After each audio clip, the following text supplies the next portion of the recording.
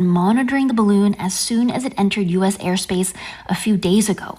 And those allegations added further distrust in an already tense U.S.-China relationship. China said on Friday the balloon wasn't there to spy and that it was actually a civilian unmanned airship used for research, mostly for meteorological purposes, and that it had gone off course due to winds and because the balloon has limited steering abilities. Emily Fang, NPR News. The Labor Department says an astonishing 517,000 new jobs were created last month. That's nearly 3 times as many as forecasters were expecting. And new data show that hiring was even stronger in past months than initially reported.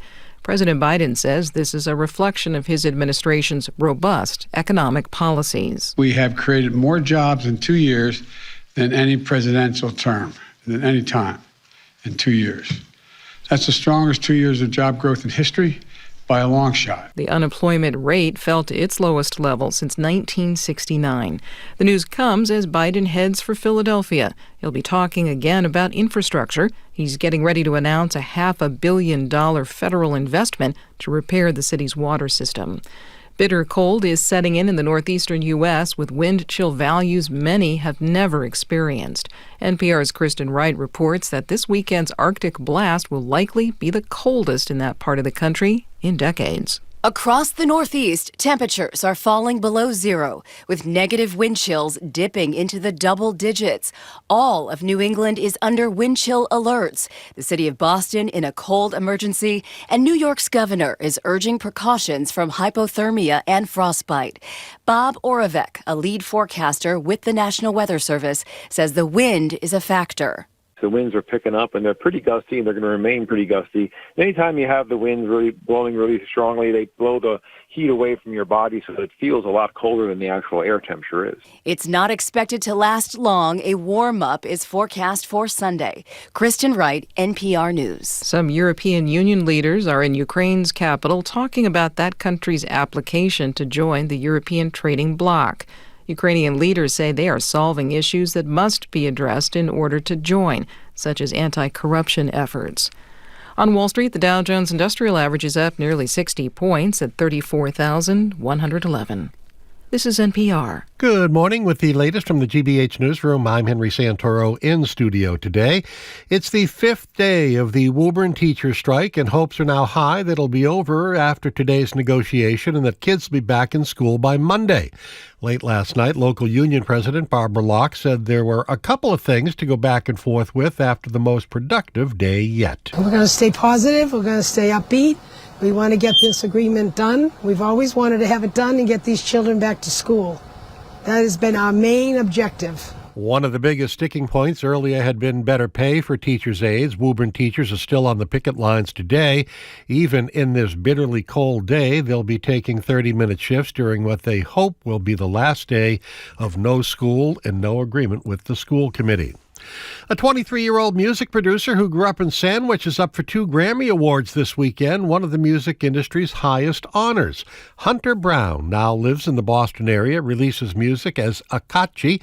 His Grammy nominations are the Best Rap Album category. He talked about his path to music in a YouTube video. In high school, I had a little bit of success, but not really anything crazy, and it really took like a while. I was really just reaching milestones, like getting 1 million views here and there. And then I got to college, and right around my junior year, I started getting a couple of bigger records, and then here we are today.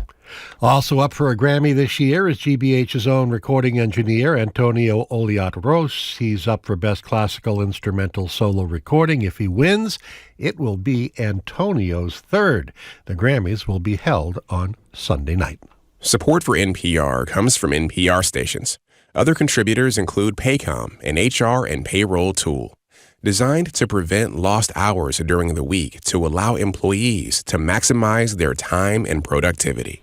Learn more at paycom.com/radio. Bundle up, Bunky. It's 19 degrees out. I'm Henry Santoro. This is GBH News.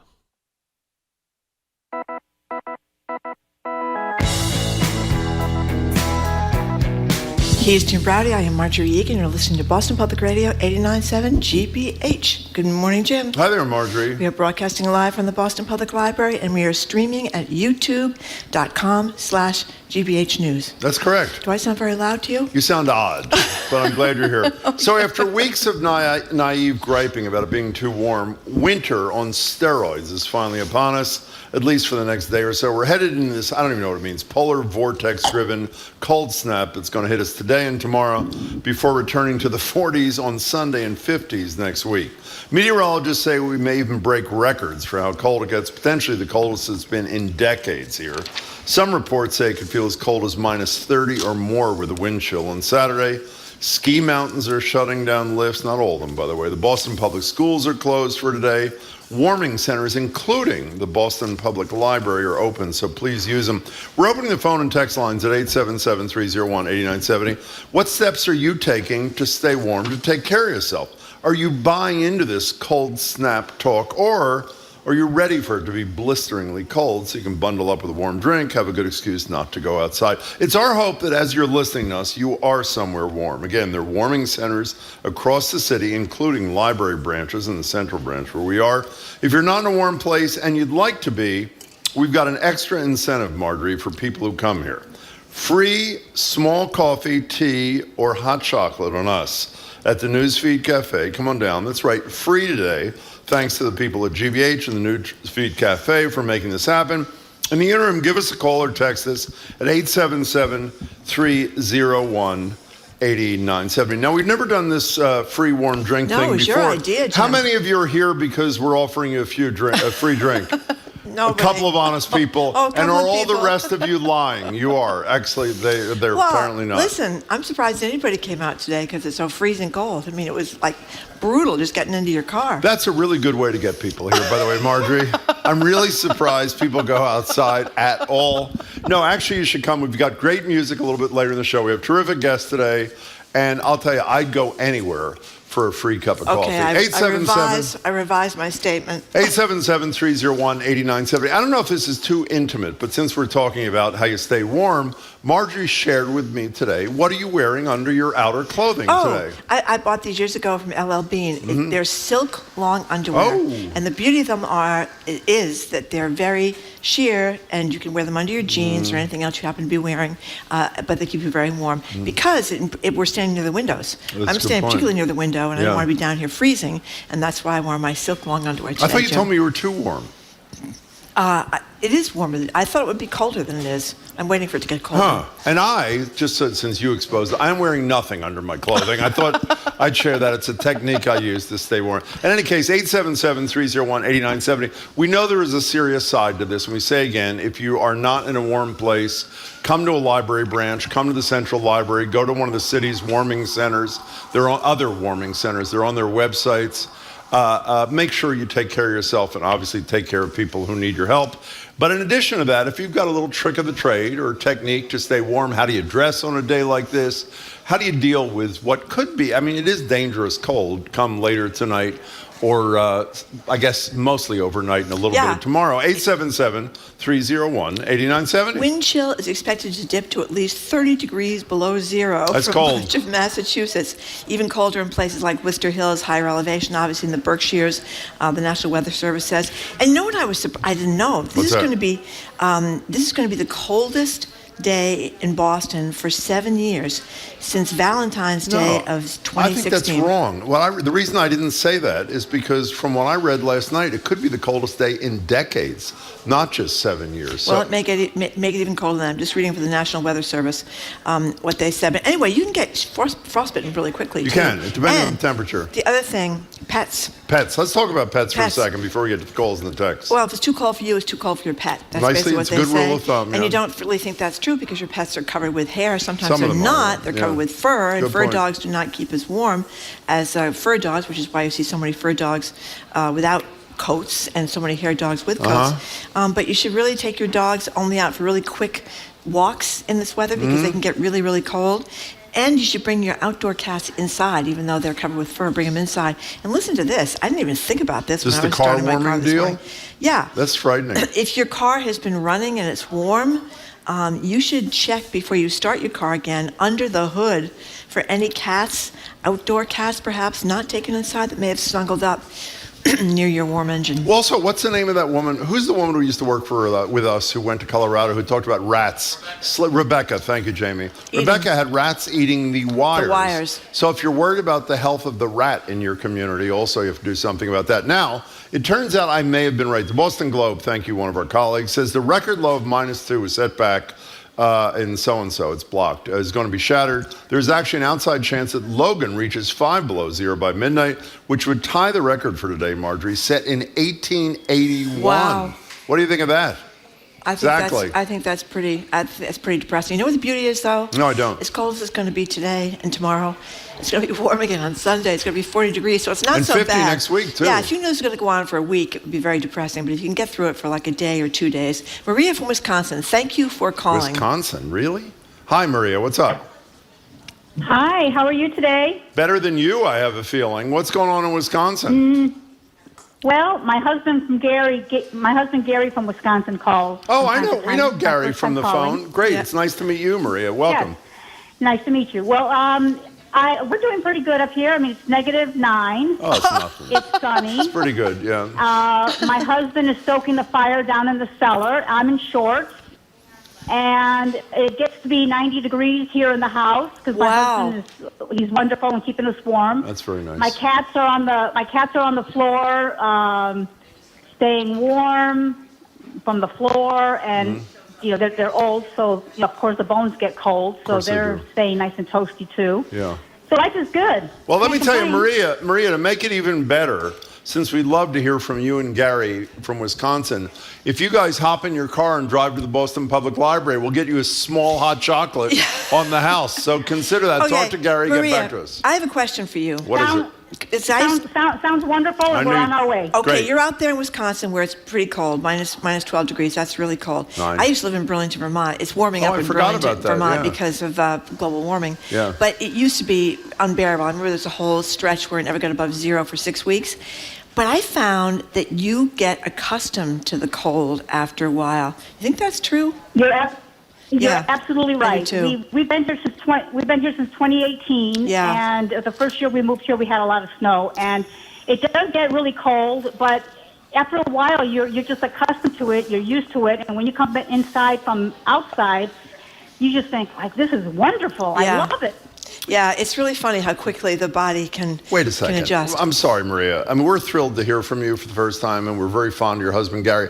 Getting used to minus 12 degrees is oxymoronic. That is just not possible. Actually, I believe you. Well, go ahead. Actually, I just came inside from outside, putting a piece of mail in the mailbox. Yeah. And it is very cold. Your eyes start to tear. You start to feel your fingers turn numb. I love that feeling. But you know, you just take you just inhale all that fresh air, and it's wonderful. That's beautiful. Maria, thanks for the call. For the call. By the way, that Globe update that I read a couple of minutes ago, which showed that we could break decades-old record, is actually from GBH's weather guy in the Globe. Dave Epstein. Yeah. I love him. He's great. He's on with Paris and Jeremy, I think, every morning, and he's great. I love weather reports, and that's one of the most popular things on TV, isn't it? You worked at a news station for a long time. What is the big hit? Well, when I was at NECN, when there was horrible weather. That's right. When there was horrible weather, and we did practically 24/7 weather, I'm embarrassed to say we had the highest ratings by far that we ever, Matt Noyes, Tim Kelly, all those people. It was just really incredible. Now, Dan, I'm sorry. Dan from Somerville says he has a trick, Jim. What is it? My trick to go staying warm is to sleep on wet sheets. Oh, wait. Wrong season. Exactly. That's Marjorie's Why trick. is he telling that? Because that's what I do in the summertime to keep cool when it's really hot outside, is to put not the wet sheets, but the damp sheets. But he is correct. It is the warm season. Here's Paul from Worcester. Yeah. There's no such thing as bad weather, just inappropriate clothing. I hate that. I'm like a many-layered LL Bean advertisement. Paul also wants to know how your car batteries are doing in the industry. I can't believe, you know who texted me about that this morning? I think mockingly, Shirley Leung. Said, how's your Tesla going to do today? I don't know what the answer to the question Jim is. and his Tesla. Okay, I didn't mean it. A man and his Tesla. Okay, fine. Now, Steve from Gloucester, I think, makes the most important news. He texts us and says, George Santos, as you know, invented the ham warmer. 877 301-8970. We'll get more to George Santos with Sue O'Connell in an hour or Those so are great. Those are great. The Great. little hand and feet warmers that you can get at CVS, or you can get them in all these REI type stores. Stick and all them that right kind of in thing. there. Yeah, you do in your feet. People wear those in the wintertime, obviously, to go skiing. Can I tell you something? By the way, the most important thing we're going to impart today, not that you need us, is take care of your pets. I mean, you really, and old people obviously do that. But can I say something that is going to sound so nice? I've never in my life, till about maybe 5 years ago, ever dressed appropriately for winter. You know what the key is? I mean, this may not be something. Gloves and something around your neck. End of discussion. And I'm not into this hat deal, by the way. I know hat's supposed to keep the heat in, that sort of thing. Well, gloves and a scarf are the key to salvation, Marjorie. Yeah, and hats do matter. You need to get the big boy hat. But I remember going to you, we were covering it was the presidential campaign up in New Hampshire. Yeah. And we were going out to cover this, Hillary Clinton was speaking, this was back in 2016. You had like a sport coat on. I did have It was about 5 degrees. I had my boots. It was actually a cashmere blazer. Oh, cashmere blazer. Okay, I had my parka and my boots. I was ready to go, and you had this ridiculous outfit on, and you were indeed freezing.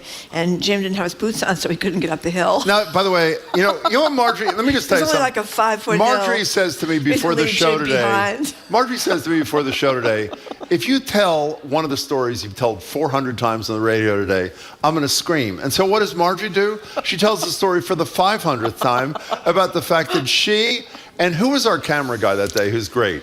Oh, gosh. I can't remember who it was, but whatever. We had a great camera guy. Marjorie and our camera guy. That's right. Run over the hill to get into the Hillary thing. I was not able to make it to the Hillary thing because I could not climb up the hill. Yep, he was outside in a sport coat in 5 degrees. I was in a cashmere blazer, actually. I was not in a sport coat. Okay, and let me tell you, I looked really good in that. It was a spectacular looking black blazer. Cashmere blazer. That's Thank right. you. Ellen from Westport, thank you for calling.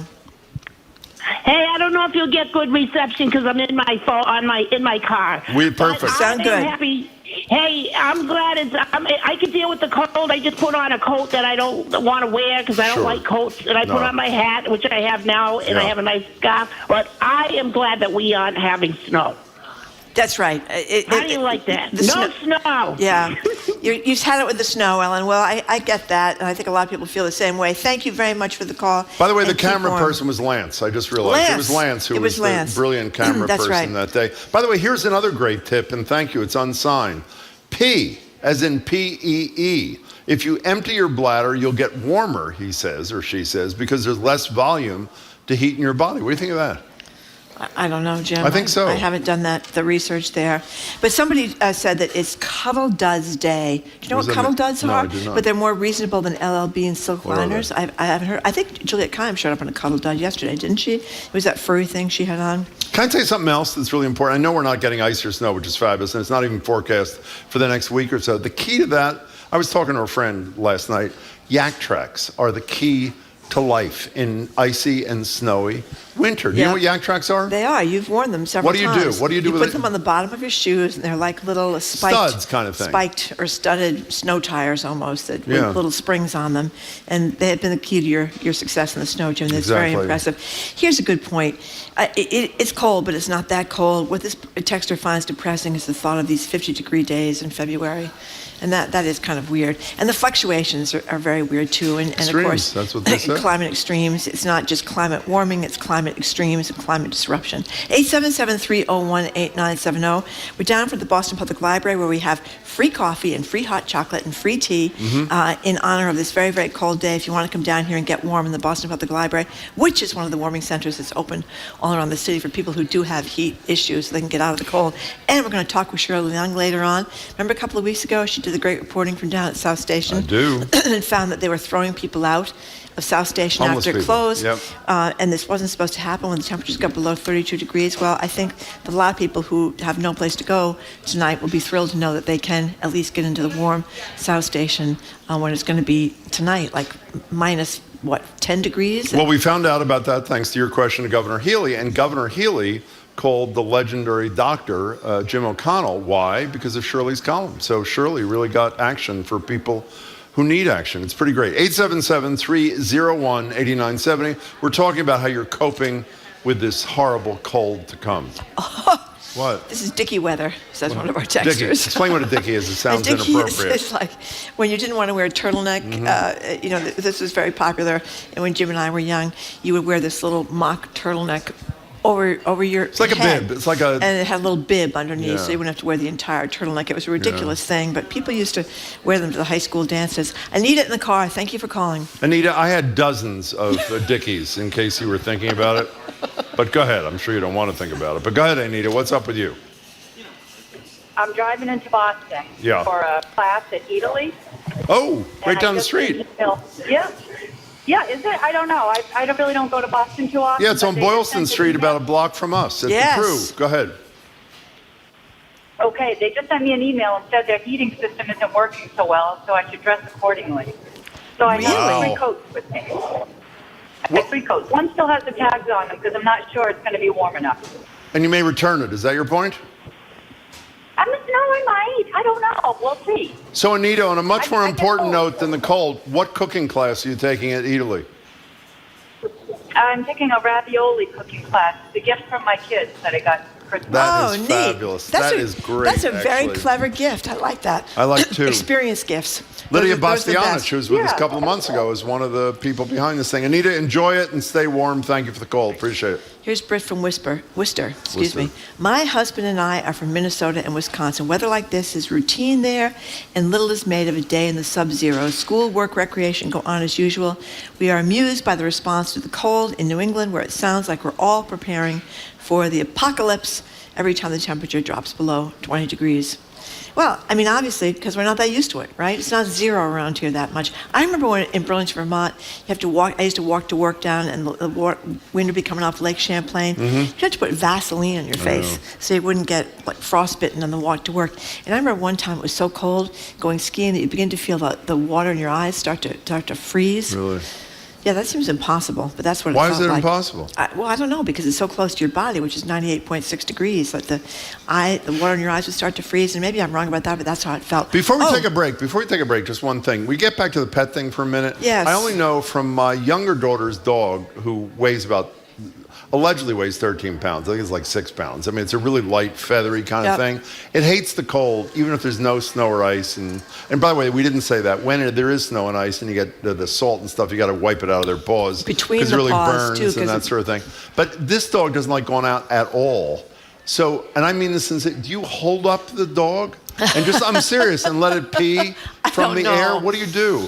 I don't know. You hope that the dog gets with the program and goes out quickly and comes back in quickly. I mean, maybe the dog is minus a few IQ points, Jim. I don't know. No, I don't know. Okay, 877-301-8970. We're talking about the cold today. It is very cold today. It's going to get colder tonight, and it's going to be cold tomorrow, but it's going to warm up on Sunday. We're asking you how you're coping with this cold.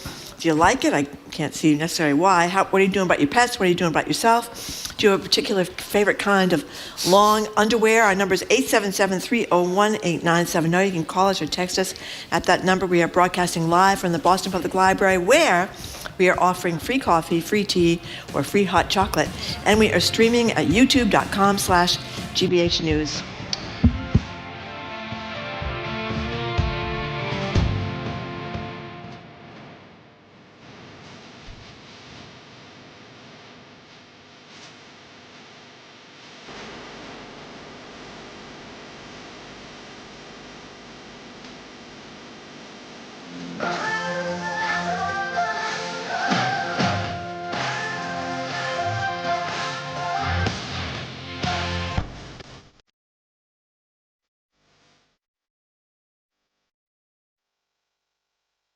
Next time on The World, a U.S. brokered deal brought Israel closer to its Arab neighbors. They had historically supported Palestinian independence. But as Israel improves its Arab ties, the Palestinians seem to be on their own. And the fact that they don't have an effective leadership at the moment really doesn't help matters. How the Abraham Accords are eclipsing Arab support for the Palestinians. It's on The World.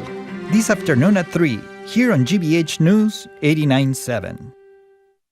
Support for GBH comes from you.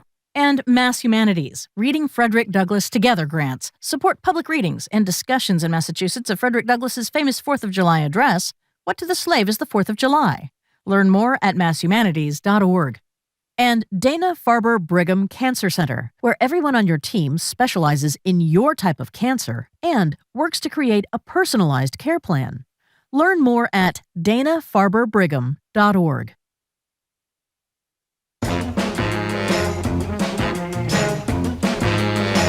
Welcome back to Boston Public Radio. Jim Brady and Marjorie Egan. We are live at the library on a very cold day, streaming at youtube.com/GBH News. As Marjorie and I have said, free small coffee, tea, hot chocolate on us, meaning GBH and the Newsfeed Cafe if you're coming down. We're talking about how you're handling or plan to handle this cold snap.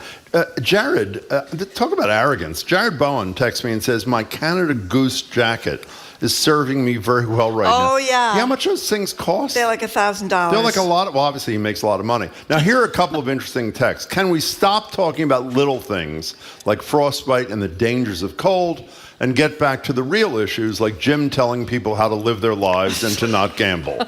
That's Aaron from Lakeville. Now, this is something we can relate to, but unfortunately, I can't tell the story because Marjorie said I can't tell all the stories today. As an ice fisherman, you learn to layer up. Keep your feet and head warm. You'll be fine. Cover as much flesh as possible to not get frostbite. That's Dave from Belmont. Yes. And I will not tell you the story about Marjorie and me ice fishing where I dug the, what is it called? What's the whole thing? What's the thing you dig with? What's that thing called? I don't know. The awl or something. And one of us caught a fish and it was not Marjorie. That's right. You caught a fish. And we ate it almost immediately. We It was did. delicious. Grilled right on the ice. Listen to this. I For have real. no idea if what this person is saying is really true, but this is what they What's said. This is Bulant, I think I'm pronouncing it correctly, from Arlington. He says, since I went raw vegan a year ago, my body recalibrated and became unaffected by very high or low temperatures. My thermostat is set to 45 this winter to avoid freezing pipes. Otherwise, I could drop it more. Last summer was the first summer I have ever not used the air conditioner at all. Yeah, I mean, that is Can you look into that? Was the most ridiculous Tom Brady thing. probably knows about I was just that. going to say Tom Brady. That's exactly he right. eats all those weird things. Or he used to. We don't know if he does anymore. Is he unretired yet, by the way? No, he's not. A lot of people think he's going to come back. I think this is probably it. Matt and Brighton, you're next on Boston Public Radio. We're at the Boston Public Library. Hey, Matt. Hey, how's it going? Excellent. Good. Yeah, so I just wanted to mention, I was just driving down Thorough, and like where the wide part of the Charles is, like by the Esplanade, it is so windy right now that it is like whitewater rapids. So it is definitely gusty out there. So everyone just be aware of that and bundle up. Wow. This would not be a day to be out in the Charles, I would say. No, I wasn't planning on being out in the Charles. But if you were, that's very good advice, Matt. Thank you for sharing your observations with us. We appreciate Listen it. to this. This What's is that? like something from the Pilgrims or something. What's that? I put a brick or two in my oven when I make dinner, wrap them in a tea towel, and put them at the foot of my bed, and they stay warm all night long. I've been doing that since I was 10. I've been doing that. Who doesn't do that? You put a brick in the oven. Is that it? I guess. I'd be afraid I'd scald the bottom of my feet. 877-301-8970. Lisa in the car. What do you think? Hey, Lisa. Hi there. Hi. Love your show. Thank you. Love all the stories. I'm glad you're not talking about your diggies anymore. I just wanted to tell a quick anecdote. I am from Massachusetts, but my husband and I lived in Minnesota for about 5 years. Wow. My first year back here, I was teaching in Boylston, and it's about 15 degrees outside, and it's recess time, so I've got my 10-year-olds all getting their clothes on. And the teacher next door comes over and is like, Mrs. Paul, do you know it's 16 degrees outside? And I said, yes. And she's like, what are you doing? And I'm like, we're going outside for recess. And she's like, we don't go outside for recess when it's 15 degrees outside. And I just thought it was the funniest thing. I mean, in Minnesota, if it was above zero, they're out there. How torturous... The only time I'm sorry. You go ahead. I was just going to say, the only time they ever closed the schools was when it was about 30 degrees low. And with the wind chill, it was about 60 degrees low, and the governor shut down the entire state. But other than that, Minnesota, Minneapolis would be open for schools. I'm not... I mean, they're more used to it. Lisa, thanks for the call. Why are the Boston schools closed today? I know it's because of the cold, but what specific... Because you'd be afraid that children would get frostbitten when the Waiting for buses a don't bus? show up Oh, that's a good for point. a half an That's a hour problem. or 45 minutes or an hour. I mean, that's one of the worst things ever. They can't get the buses to run on time in Boston. But maybe we're just wussy back here in Massachusetts. I did notice, though, when No, it you gets... can't have a little kid standing out on No, the I'm street. saying compared to the woman that just called from Wisconsin, Okay, or saying that they Minnesota, were saying yeah. they were outside. Remember that movie Fargo? Oh. They were freezing the whole winter out there, like in blankets and blankets of snow. Remember when they fed the person into the wood chipper? I do. Yeah. A couple of people I'd like to I did. feed into a wood chipper. No, oh, by the way, last time I did that, I got in real trouble. Joking. Joking. And the people I was thinking of doing it to have already passed away. So it's Okay. not even an issue. Carol from Burlington. Thank you for By the way, calling. it's head first into the wood Head chipper. first. That's even worse. Well, no, actually, it'd be it's worse better. feet first. Yeah, it's better. But I don't want to do it anyway. I want to be Anticipating clear. how it was going to feel when your head got there. Nobody living am I thinking of doing that All right, too. Jim. That's his story. He's sticking to Nobody. it. Carol in Burlington, thank you for calling. Hey, Carol, what's up? Oh, we just got a text about the wood chipper. Go ahead, what? Somebody wants to sign up for the wood chipper, Jim. Go ahead, Carol, what's up? I am covered head to toe in alpaca fur. Oh, and is that keeping you warm? It's very warm. I have alpaca socks, scarf, a head warmer, and a cape. But Carol, are we supposed to be wearing alpaca, or was that like yesterday's news before we became more educated about the consequences? Is this like shaved? I don't know shaved off an alpaca or a dead alpaca? No, it's actually, there's an alpaca farm in Harvard, Mass. Oh. They have to shave them. Oh. And actually, the baby alpacas get shaved when they're 2. Oh. And it's the tightest fur, and it keeps you the warmest. It's very cozy. Can I ask you a personal question? How much does one of these babies cost? How much does like an alpaca scarf, for example, cost? How much? I think it was about $30. Oh. My cape, if you go to the store, the cape was $90. Wow. But if you go to the mall, it's about $2,000. Oh, my God. Hey, Carol, thanks for sharing that with us. We appreciate it. This is Lee from Needham. This is a real problem. Are you going to read this? No, you go ahead. Jim, one of the local news stations, said last night that EVs should stay plugged in throughout these cold temperatures 24/7, even if you have a full charge. So I don't have one at home. What am I going to do about that? Guess you're out of luck, Jim. I'm serious. What do you do? You have to take an What are you Uber. doing? You have an electric car. What are you doing, Jamie? He's plugging it in. You have a plug-in at your house? Oh, a plug. Yeah. Oh, that's like a mile an hour kind of thing, but it's plugged in. We're Okay. getting a lot of pushback from the vegan who said he didn't need to worry about changing the That's temperatures. ridiculous. That was ridiculous. What are they saying about that? Somebody says we should inform that vegan that he is dying, which is why he's impervious to temperature changes. So there you go. Well, then I can put him in the wood chipper. That doesn't violate my. Again, I was kidding. It was a very poor joke, and I apologize. Yeah. Okay. How about that lady we read about this morning that the nursing home thought she had expired? They were dead. By the way, I want to be cremated until you read a story like that. She's in the damn thing at one of the body bags, and they happen to unzip the body bag, she's gasping and she's breathing for air. because there's no air in the body bag. That's kind of a nightmare scenario, isn't That'd it? be a problem. They load you into the oven, and you say, "Excuse me." Jim, it's a real there's a problem. new thing now beyond cremation, mulched. You're supposed to be I know. mulched. I'm not doing that. Okay, I'm really not doing we've that. discussed this long enough. We are moving on now. No, we're actually going to discuss it briefly with the doctor in a couple of seconds about how to stay warm from someone who actually knows, as opposed to you and me. Yeah, that's right. We're going to talk after the break with Dr. Catherine Gergen-Barnett. She's back. We're going to talk to her about the cold. We're also going to talk to her about a very sad subject we've been discussing for recent days because of a tragedy down in Duxbury, postpartum psychosis. That's next on Boston Public Radio 89.7 GBH. We are broadcasting from the Boston Public Library, and we are streaming live on youtube.com/GBH News.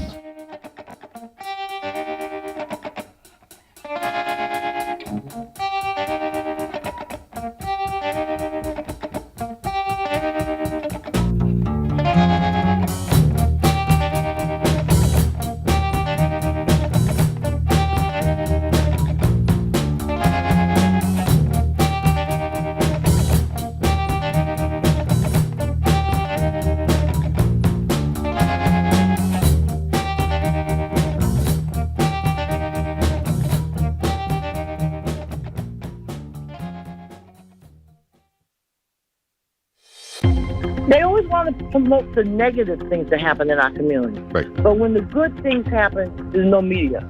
We're changing that.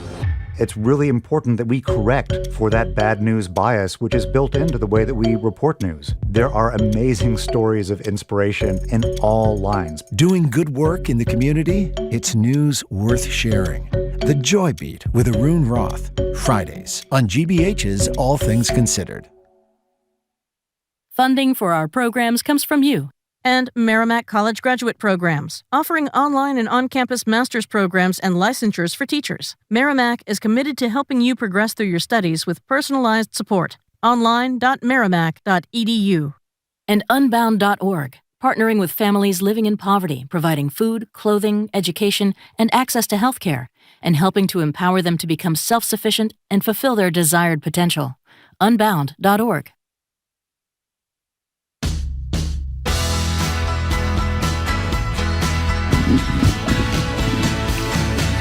Welcome back to Boston Public Radio. Jim Browdy and Marjorie Egan. We're live at the Boston Public Library, streaming at youtube.com/GBH News. If you're concerned about staying warm, would like to have a little bit of fun for the next couple of hours, please come to the Boston Public Library. In fact, the Central Branch and all the branches are de facto warming centers till they close at the end of the day. So if you need them, use them. Plus, courtesy of the Newsfeed Cafe and GBH News, if you come on down, you get a free coffee, tea, or hot chocolate. And by the way, what Marjorie failed to tell you when you said that, if you get a free coffee, tea, or hot chocolate and you try to leave here within 10 minutes, you'll be handcuffed to a railing until you've spent your 10 minutes at the cafe. Okay. In any case, we're joined, We're joined by Dr. Catherine Gergen-Barnett. She's the Vice Chair of Primary Care Innovation and Transformation at Boston Medical Center, Clinical Associate Professor at BU Medical School. By the way, the phone lines are open, but very briefly here, if you have a question, you really can't control yourself from asking on anything we're talking to her about. General questions for the doctor, 877-301-8970. Doctor, it's great to see you. Wonderful to see you both. Thank you. Thank you very much for coming out on this cold day. We've been saying how cold it is. And I just wondered, we talked about what to do, keep your skin covered and worry about frostbite and pests and stuff. Anything that you can think of that we should add to the prescription for freezing cold, below 0 days? Yeah, I think the fact that we really shouldn't be traveling at night. So people, making sure that people are indoors, especially overnight. I know that Pine Street Inn and a lot of our homeless shelters are really opening up their doors. We're actually, Mayor Wu, who I know was on your show earlier this week, is also talking about, the possibility of opening up train stations, et cetera, for people on the streets. But for anybody who has a house, please don't get in your car. We know that cars are having more difficulty starting at night. And if you do have to go out, then make sure you have lots of emergency supplies in the car. Boy, I didn't even think of that. That's a great point. Think of which? If you get stuck in your car in this weather and your car's not running, that's a big problem. You can get frostbite within 15 minutes in this kind of weather that we're going to have tonight. So, just staying snugly and staying Well, it's good. in a Marjorie safe and I place. are going to Helen Chin's 90th birthday party tonight. That should be great. That'll be very snugly. In Quincy. I'm sure. Okay. Yes. We're thrilled, actually, about it because we love Helen Chin. Yes. But in any case, COVID. We've talked to other people before, but not with your level of expertise. What is the Biden administration's announcement as of May 11th, the emergency is over? In real terms, we read in the Globe that while certain things disappear, fewer things disappear because we're in Massachusetts. Yes. In real terms, what should people worry about not being available or not being free anymore as of May 11th through 12th? Sure. So the announcement from President Biden just came out at the end of last month saying the pandemic is over, quote unquote. We know that still 500 people are dying a day of COVID-19, so not to belittle that or mitigate that. But in terms of funding, so your point exactly, Jim, the Massachusetts is going to be in a much better state than most anywhere else in the country in terms of coverage, especially Medicaid coverage. So our equivalent is Mass Health. Mass Health is going to continue to cover tests and vaccines, gratefully. So people who want to get COVID-19 vaccine booster, that will continue to be covered through Mass Health and all private insurance companies. The big thing that we think about on the hospital side is that, and you probably saw this in some of the reporting as well, is that we had this kind of wonderful exception for when people were coming into the hospital. Prior to the pandemic, they had to be hospitalized for at least 3 days before they went to a long-term care facility or nursing facility. But that was waived during the pandemic. Unfortunately, that will now come back, which will create even more, potentially more backlog backlog in hospitals. So we are concerned about that and on a systems front. And so thinking about a loved one going into a hospital and what that means in terms of throughput.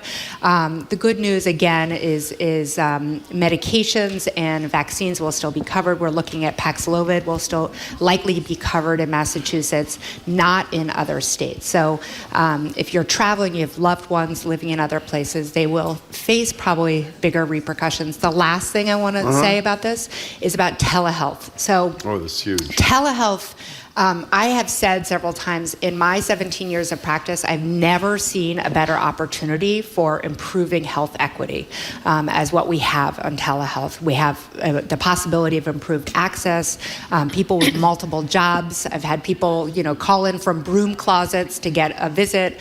We know it's made a huge impact on mental health, substance use disorder, and all of those things have been covered by Medicaid, Medicare. My biggest concern, or one of our biggest concerns, is coverage for that post 2024, and what at this point we don't know where the coverage for that will go. And so I think all of us working on advocacy and policy around improved coverage for telehealth moving forward. 2 quick points. One of the things that really troubled me about this, the announcement, several things. One, it appears that it was made by the president to get ahead of the Republicans in the House who are about to end the emergency. And I have to say, I don't know if this is where you were going with this. Yeah. When 500 people are dying a day, the emergency is not over. Yeah. Second problem is, the good news is the vaccines will still be free in Massachusetts. The bad news is nobody's getting them. That's correct. When you have booster rates at 15 or 16%, the bivalent, is that how you pronounce it? Bivalent Perfect. booster, 15 to 16%. And you sort of hear in the back of your head, somebody in the Biden administration said, the emergency's over. What that says to me, unless you're obsessed with vaccines like Marjorie and I am, no, I'm serious. Yeah. It says to you, well, I probably don't have to get that anymore, which makes your job even 10 times harder, right? Yeah. No, that's exactly right. I think, how do we continue to communicate the severity of what's happening while we're simultaneously communicating this quote unquote end of the emergency?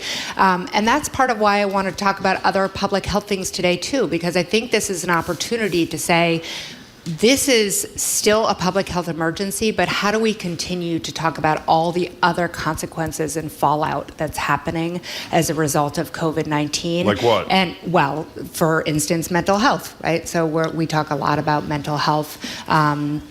And the severity that we've seen, last month or a month and a half ago, I was talking about pediatric mental health and the acuity that we've seen as a result of COVID-19. So how do we continue to keep these things top of mind? And frankly, I think part of it is complete transparency with public health officials. It's creating better messaging from public health. It's having people work across the aisle, really doing interdisciplinary work. So it's not just clinicians speaking to the community, but the community speaking to the community. It really, I think our lessons have been that we really need to shift the narrative of how we continue to keep people healthy. One of the things, I remember when Obamacare was very controversial, and a lot of states that were run by the GOP, frankly, had an opportunity to get all this federal money. They wouldn't have to pay for it. They get federal money to expand Medicaid so more poor people could get insurance. Now, those people who got insurance through the COVID crisis are going to be back in the same boat because these states just almost unbelievably cruelly, to me, refuse to take this federal money for Medicaid. So I'm wondering where Obamacare does fit into this whole uninsured situation. We've kind of stopped talking about the options on Obamacare and what's affordable and what's not. So where is Obamacare? Yeah, that's such a good question. I mean, the Medicaid expansion that we saw, to your point, I think really proliferate during the pandemic. We have really good documentation that it's made a huge impact in people who, especially communities that are traditionally marginalized in terms of health outcomes, life expectancy, in states that have had Medicaid expansion. So again, how do we use science? How do we use the data to drive policy? And so we have enough data now in terms of health outcomes. So if you're actually wanting to keep people healthier and invest in health, that's the kind of data we need to be following. And states less money, need to be following. Right? Amen. Yes. Because these going people now upstream. Yes. don't have insurance. Are going to have to pay to That's get correct. to buy a test. They're going to have to pay to get a vaccine. Yes. They're going to have to. They're not going to be able to get treatment because they can't. Yep. They have no insurance. I mean, it's so self-defeating. Even if you're just looking at it from a financial perspective. So part of it is the Medicaid. Part of it is FMLA. Part of it is what you do when somebody gets sick. How do you keep them from getting more sick? And again, all the downstream consequences that we've seen as a result. One last thing, Dr. Kathleen Gerger-Barnett, before we move to postpartum depression and psychosis, is when I read that Moderna and Pfizer are now charging $100 and some dollars, hard to swallow. Is that not usury? I mean, what does a vaccine cost to manufacture and put on the market? Yeah, well, I don't know the exact dollars and cents for Moderna and Pfizer, but we certainly know that it is far less than 120 or 130. I think it's, a few shows ago we talked about the fact that Moderna and Pfizer were getting all up in arms with each other around some of their patents and how that was going forward.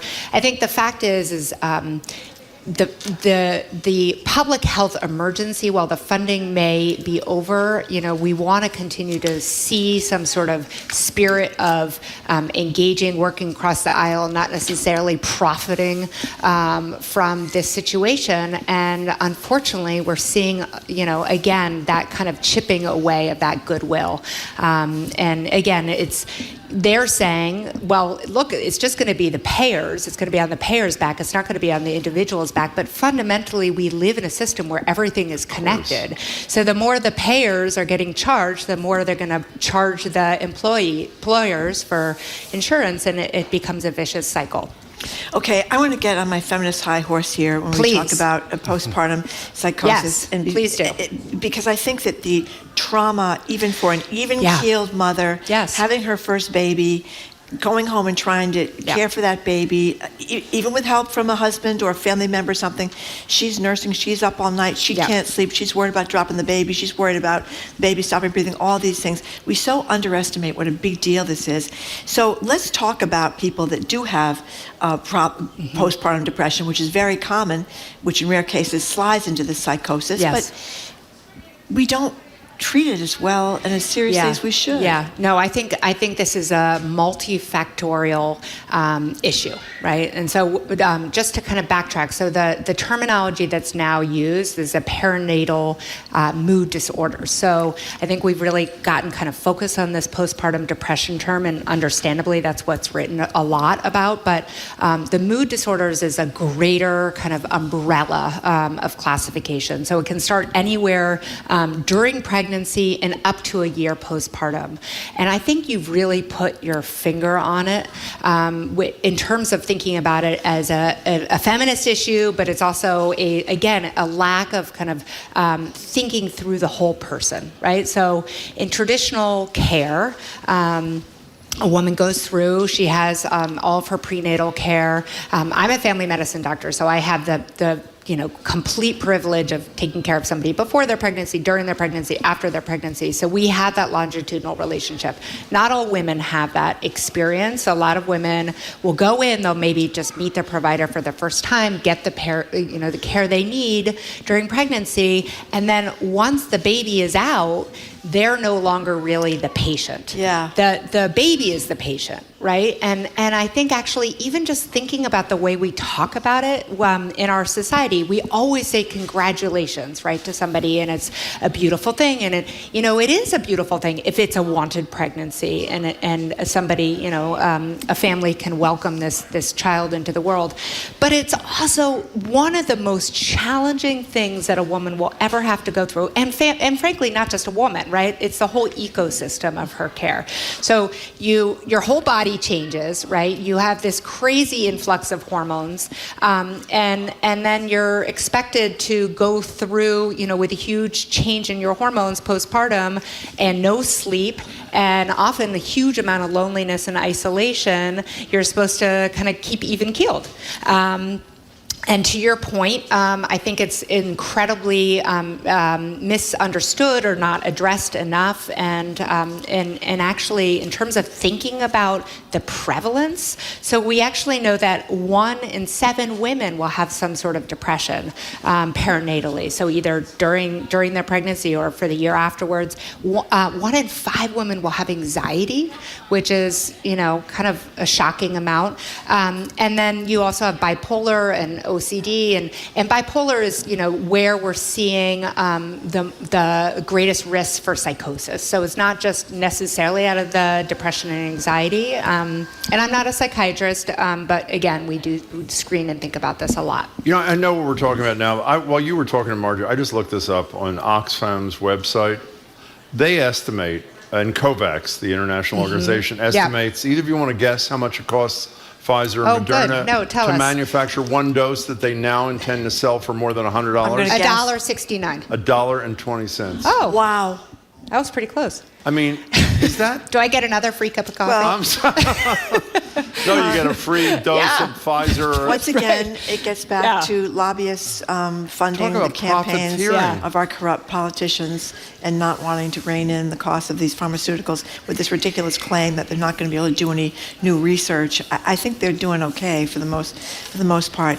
One more time. $1.20 a dose, and they intend to sell it post this emergency ending on May 11th for anywhere from $100 to $120, according to reports. So screening for depression is free. Because of that, you mean? Exactly. No, period. Yeah. Well, so let's get back to this great piece you co-wrote with a colleague, Nashira Burrell, if I'm pronouncing correctly, in the Globe, about birth centers. Yeah. And there's only one left in Massachusetts, up in Northampton, the Homeless Smith College, the biggest feminist school in America. Which we love, But anyway, I went to midwives for my first kid at the Brigham. Yep. And I didn't know that. Yeah, and it was a totally different experience because, if I may just go on for a minute here, because oftentimes you wind up as a first-time mother not knowing the physician that delivers your baby because your doctor's not on call, right? Your doctor's not in the hospital. So you have a stranger. Well, with the midwives, you have 4 people. You see every one of them during the term. And so it's not going to be a stranger that shows up. They ask you about things like, do you have a washer dryer? Who's going to come in and help you after this? Do you have plans? What about your maternity? All these things that you don't feel like you're battling with them about your birth plan and all this stuff. They are fantastic.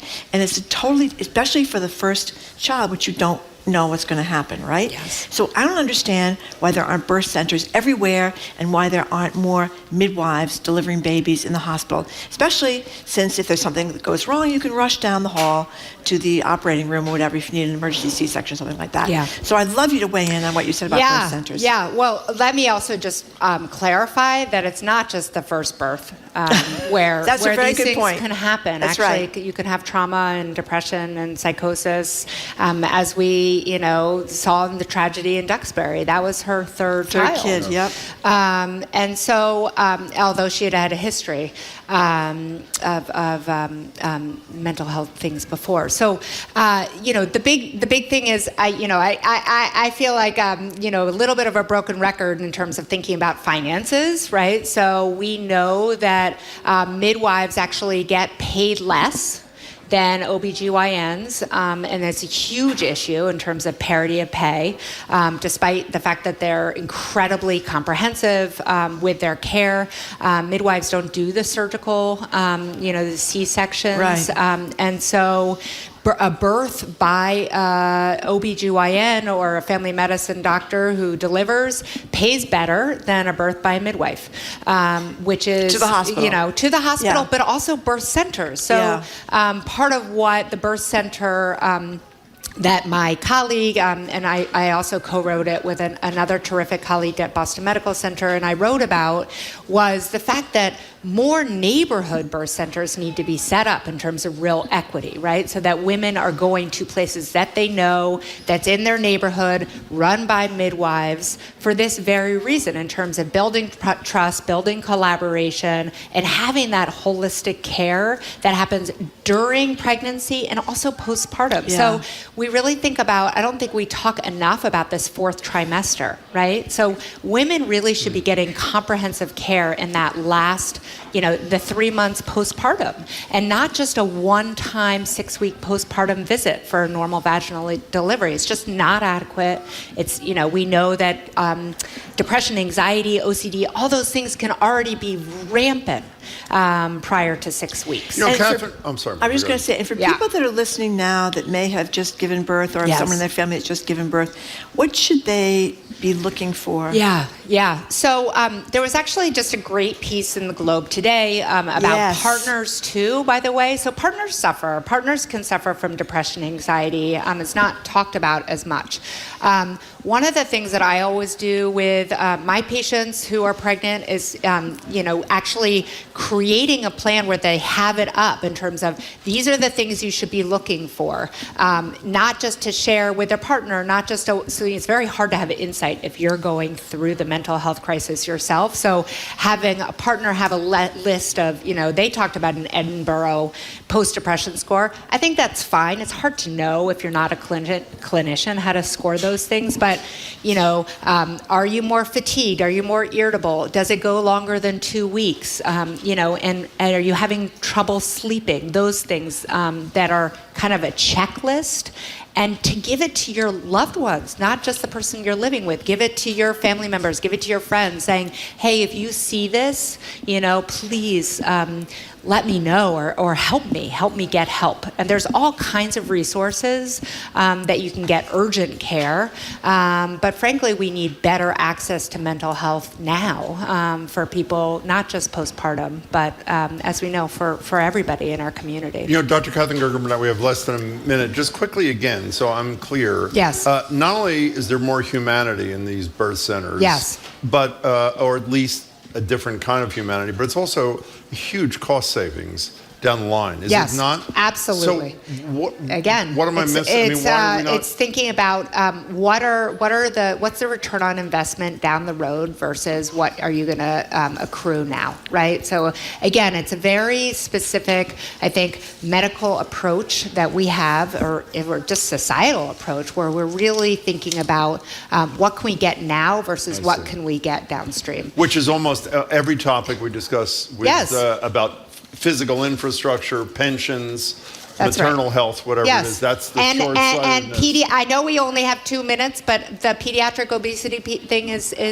similar, sort of thinking about how do we do a systems approach versus helping the individual. We have to discuss that with you next time. Yes. I have to say, I can't think of a topic we've discussed recently where every single caller or texter disagreed with the recommendations from the docs on this. There's a lot to unpack. Okay, we'll do it next time. It's great to see you. Thanks. Doctor, thank you so much for coming in. Dr. Catherine Gerger-Burnett is the Vice Chair of Primary Care Innovation and Transformation at Boston Medical Center and Clinical Associate Professor at Boston University's Medical School. Up next, after weeks after rough sleepers were getting the boot at South Station, even in the cold, Governor Maura Healey is reopening the space overnight. We're going to talk with Boston Globe columnist Shirley Young about that and more next. You're listening to Boston Public Radio 89.7 GBH, broadcasting live from the Boston Public Library.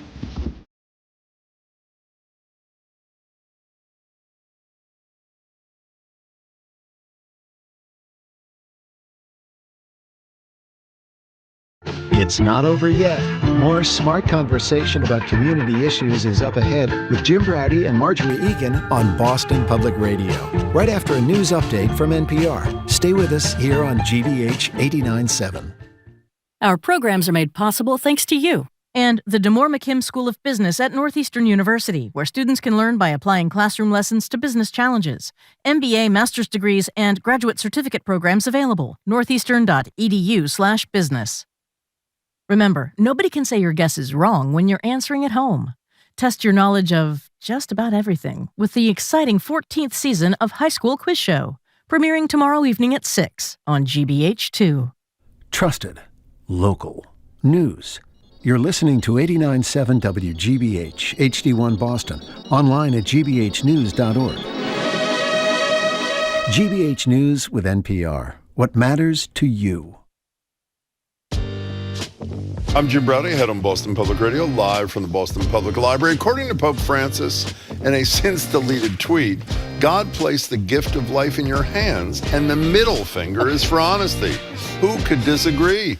Media Maven Sue O'Connell joins us to discuss this, new blood donation rules from the FDA for gay and bisexual men, and the unseating of Congresswoman Ilhan Omar. I'm Marjorie Egan. Nia Grace of Daryl's Kitchen and Cheryl Straughter of Soleil join us for a restaurant roundtable. Then we'll hear from the Black Centered Arts Collaborative, Castle of Our Skins, for a live Music Friday performance. And because we're obsessed with how often we wash things around here, we'll end the show with a pressing question.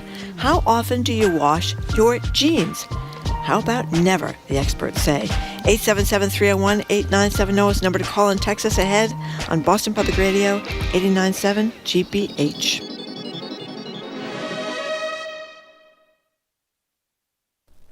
Live from NPR News in Washington, I'm Amy Held. Secretary of State Antony Blinken is scrapping this weekend's trip to China amid what the U.S. is calling a clear violation of its sovereignty in the form of a Chinese spy balloon. Days after it was spotted in the stratosphere over Montana, NPR's Michelle Kellerman reports China is weighing in with a different story about what it is and why it's there. The foreign ministry said that the balloon was being used for scientific purposes, that it was a civilian balloon, and that it accidentally strayed into U.S. airspace. Chinese officials actually expressed regret and said they're in communication with the U.S. about how to handle it. And the statement came pretty late at night Beijing time, showing that they were really working to ease tensions over this incident and pave the way for Blinken's trip to proceed. But clearly that wasn't in the cards. Blinken is indicating the trip, a first for the Biden administration, will happen as soon as conditions allow. Meantime, some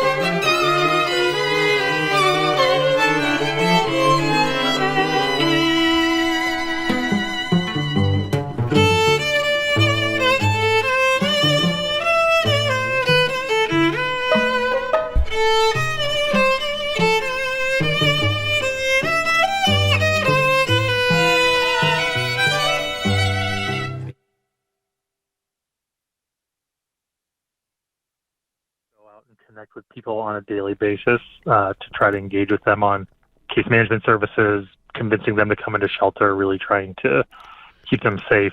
Lanham says winter is dangerous enough on a normal day, and temperatures like these are life-threatening. He says no one will be turned away, and if shelters reach fire code capacity, they have backup space that's ready to put into use.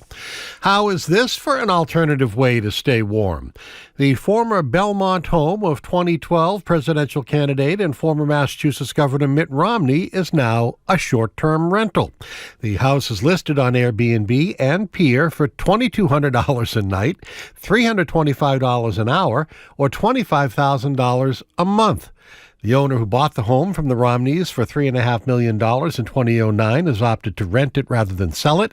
And at one point, it was the most expensive home in Belmont. It has 6 bedrooms, 6 bathrooms, 7,600 square feet that sits on more than 2 acres of land, and an in-ground heated pool, as well as tennis courts. In sports, the Celtics host the Phoenix Suns at the Garden tonight. The Bruins in the All-Star break. It's truck day for the Red Sox. Next stop, Fort Myers, Florida. Support for NPR comes from NPR stations. Other contributors include Fisher Investments. As a fiduciary, Fisher Investments is obligated to act in their client's best interest. Learn more at FisherInvestments.com. Investments in securities involve the risk of loss. I'm Henry Santoro, GBH News 89.7.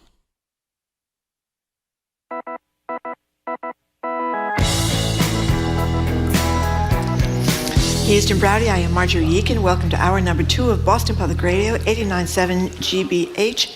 We are broadcasting live as we do every Tuesday and every Friday from the Boston Public Library, and we are streaming at youtube.com/GBH News.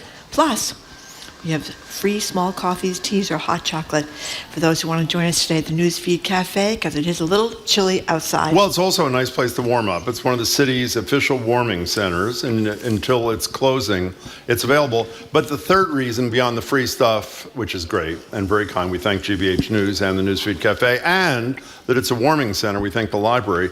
Did you just hear Castle of Our Skins rehearsing? Yes. These people are going to play for us in the 1 o'clock hour. I'm telling you, if you want to lift a little bit later in the show, don't just watch it on YouTube or listen to it on the radio. Come on down. They are fabulous.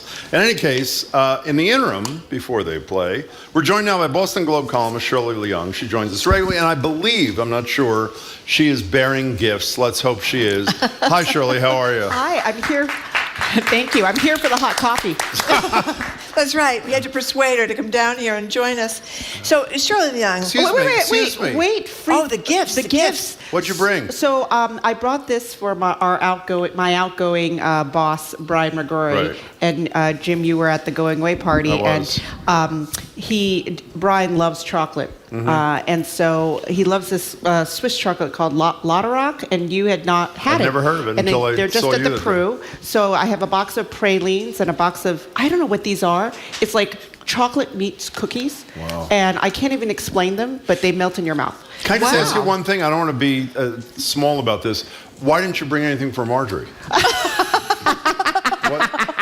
What makes you nervous? Marjorie, this is all yours. This is all yours. Thank you very much. All yours. Oh my goodness, this looks fit. Oh, it's got different kinds. Yeah, it might be like. Thank you very much. Shirley Leung, thank you very much. Very kind that was of you. Lovely. Well, please share with Jamie, we will. We absolutely Aiden, will. the whole crew. We'll absolutely share with the whole crew. So, Shirley Leung, congratulations to you for getting this whole thing started. About a week and a half ago, you wrote a story about how the security company hired by the T at South Station was shutting the place down from midnight to 5 a.m., locking out homeless people who use it for a shelter, particularly when it gets really cold out. The MBTA owns the building, told you it was supposed to be open for 24 hours, yet you went down there, intrepid reporter that you are, and saw the guards there using trash bags to tie off the doors. We asked Governor Healy about that earlier in the week, and here's what she had to say. They retain a private security company, and we've gone back now and we've talked to the private security company, and you saw the garbage bags are off. They're not locking the doors that way, and I'm going to be clear that if we face extreme weather, we're going to allow people to stay there overnight. It's a matter of basic humanity. By the way, what we didn't play there, what we didn't play there was prior to those words, she said, I read the story. Yes. And as soon as I read the story, I called Dr. Jim O'Connell based upon your So you know something? work, Shirley. Because it's going to be like minus 10 degrees tonight. it's because of you that people are not going to be out on the street tonight instead of being inside the South Station and keeping Healy, warm. obviously. And Healy, yes. And Marjorie, I have to thank you for asking that question, because I have been, trying to find out. We've all been wondering what will happen when the Arctic chill comes in. So thank you for asking that question, and thank you to Governor Healy for answering it, because she didn't have to answer the question, but she obviously had thought about it. She, as I wrote in a follow-up piece, she had gotten to know Dr. Jim O'Connell, who is the co-founder of Boston Healthcare for the Homeless. He's a subject of a new book by Tracy Kidder. He's going to be on Monday next week? Wednesday next week. Yeah, they're both on soon, whatever it is. Okay. So Dr. O'Connell's been treating the chronically homeless, what they call the rough sleepers, people who choose to live on the street. They don't want to go to shelter forever, whatever reason. And so he treats them, he's been treating them for decades. And I interviewed him, and in the book, there's a whole section in the book about South Station. And years ago, homeless people were allowed to stay overnight at South Station. And I asked him, I said, is that still the case? And he said, no, they lock up the station starting at 11 o'clock. And so I went to check it out myself. And sure enough, I saw the security guards put up the signs, tie the bags. And you could see that the homeless people who are at the station, you could see as the last trains depart, as the clock ticks towards 11, they leave. They are trained to leave. They don't want to be hassled by security. So Maura Healy actually has gotten to know Jim O'Connell while she was Attorney General. She's taken an interest in the opioid crisis at Mass and Cass, so she would call up and talk to him about Mass and Cass. She would also visit the transgender homeless clinic that he and his team ran. So she felt comfortable enough to call him up and said, tell me what's going on. And when I talked to Jim, he said, yeah, she asked a lot of really good questions, and she listened. And he found out from you, Marjorie, like being on the radio, that from the governor being on the radio, that she had decided to open up South Station. It will be open on a case-by-case basis for homeless people tonight, I think Friday and Saturday. I want to highlight the thing you just mentioned. First of all, to say it again, none of this would have happened without your reporting. It's great that Marjorie asked the question, even though I'm a little jealous that she asked it instead of me. There's a little competition going on. But you know what the best part of the story is to me? That the governor picked up the damn phone, didn't call an aide or the head of HHS or some staff person.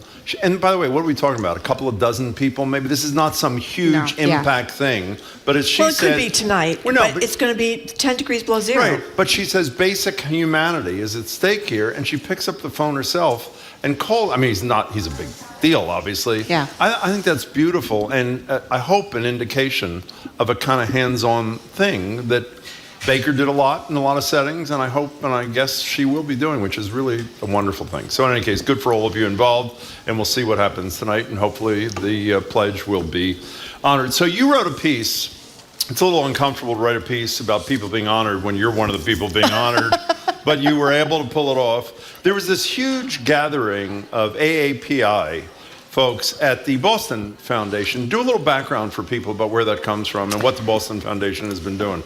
Well, the list, the Boston Foundation was the host of the event, but the list was put together by Colette Phillips, a well-known public relations convener, let's say. Something called she has this series of networking series called Get Connected for people of color. And so this year she decided, you know what, I want to do an inaugural list of the most influential Asian American Pacific Islanders in Boston. And so it's a list of almost close to 100 people.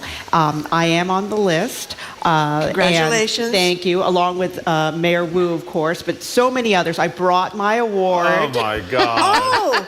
This woman is shameless. Can I direct that to me? See, what does it say? That is great. Eastern Bank Foundation, Boston's 50 most influential Asian American Pacific. I know, Shirley Leung. Look at They even put everyone's name on there. I know. So. And it's an incredible list. It's, people who've heard of course, you already mentioned Helen Chin Slitsky, who turns 90 today. Tonight, so happy birthday. Yes. Happy birthday. She's known as Auntie Helen, and she's one of the legends on the list, along with with Frank Chin, of course, Uncle Frank. By the way, Helen was on our board for a long time, in addition to every other wonderful thing she's done. Yeah. And but if you look through the list, there are people like Takeda Pharmaceuticals U.S. President Julie Kim. She was at the event and she spoke.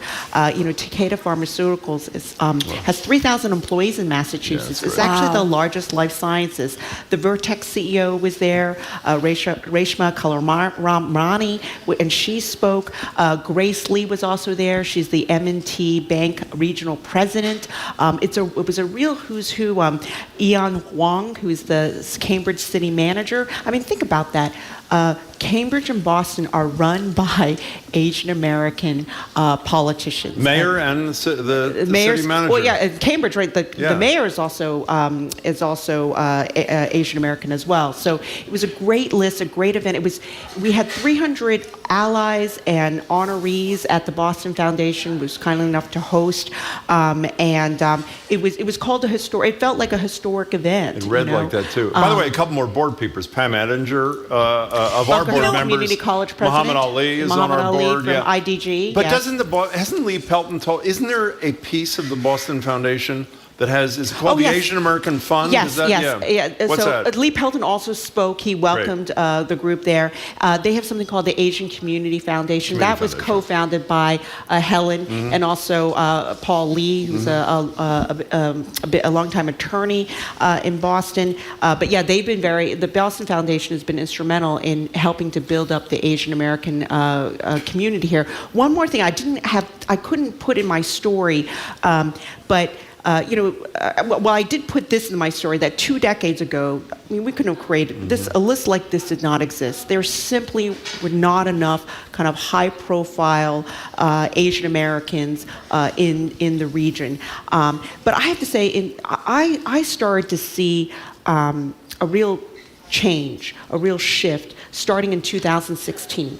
That was the year that Michelle Wu was city council president. Oh, yeah. Okay. And then that was also the year that Dan Coe was the chief of staff to Mayor Walsh, and also Tommy Chang was the Boston Public Schools superintendent. And I remember I had done a moderated panel with them. I said, wow, this is something. We've got to watch this. Asian Americans are on the rise. And I think from there on, you've seen this incredible rise of Asian Americans. Tommy Chang was here for at least a good 10 minutes as superintendent, too. He's so it's good you caught him. He's the CEO of a nonprofit now, I think, out in California. By the way, I thought this thing was great. And Lee Pelton's going to be with us on Tuesday, so we'll talk more about it from the Boston Foundation. And by the way, I know Colette Phillips is one of the most electric, wonderful people ever. Yeah. But did you find it the only odd part of this whole thing, while she deserves a lot of credit, it's an African-American woman who is pulling together the list of the most prominent AAPI people in town. Well, what was your reaction to that? Colette talked about it. Well, she did. That night. And because when she first started her business many decades ago, she said it was the AAPI community. It was the leaders who came to her and helped her. How can we help you? Oh, really? I didn't know. It was like Auntie Helen, Uncle Frank, how can we help you? Because they understood the power of communities of color coming together, especially in a town like Boston, right? You know what I loved in your story that spoke, I think, to a generational change as well, or attitude? You have a quote from Helen Shin. You said, of course, she's 90 years old today. She's being celebrated tonight. She said that there was and Colette Phillips was talking about this, that there was an idea that Asian American community was supposed to keep quiet. And Helen Shin said, I was one of those people keeping quiet. My mother always said, be invisible, do your own work, and keep your head down.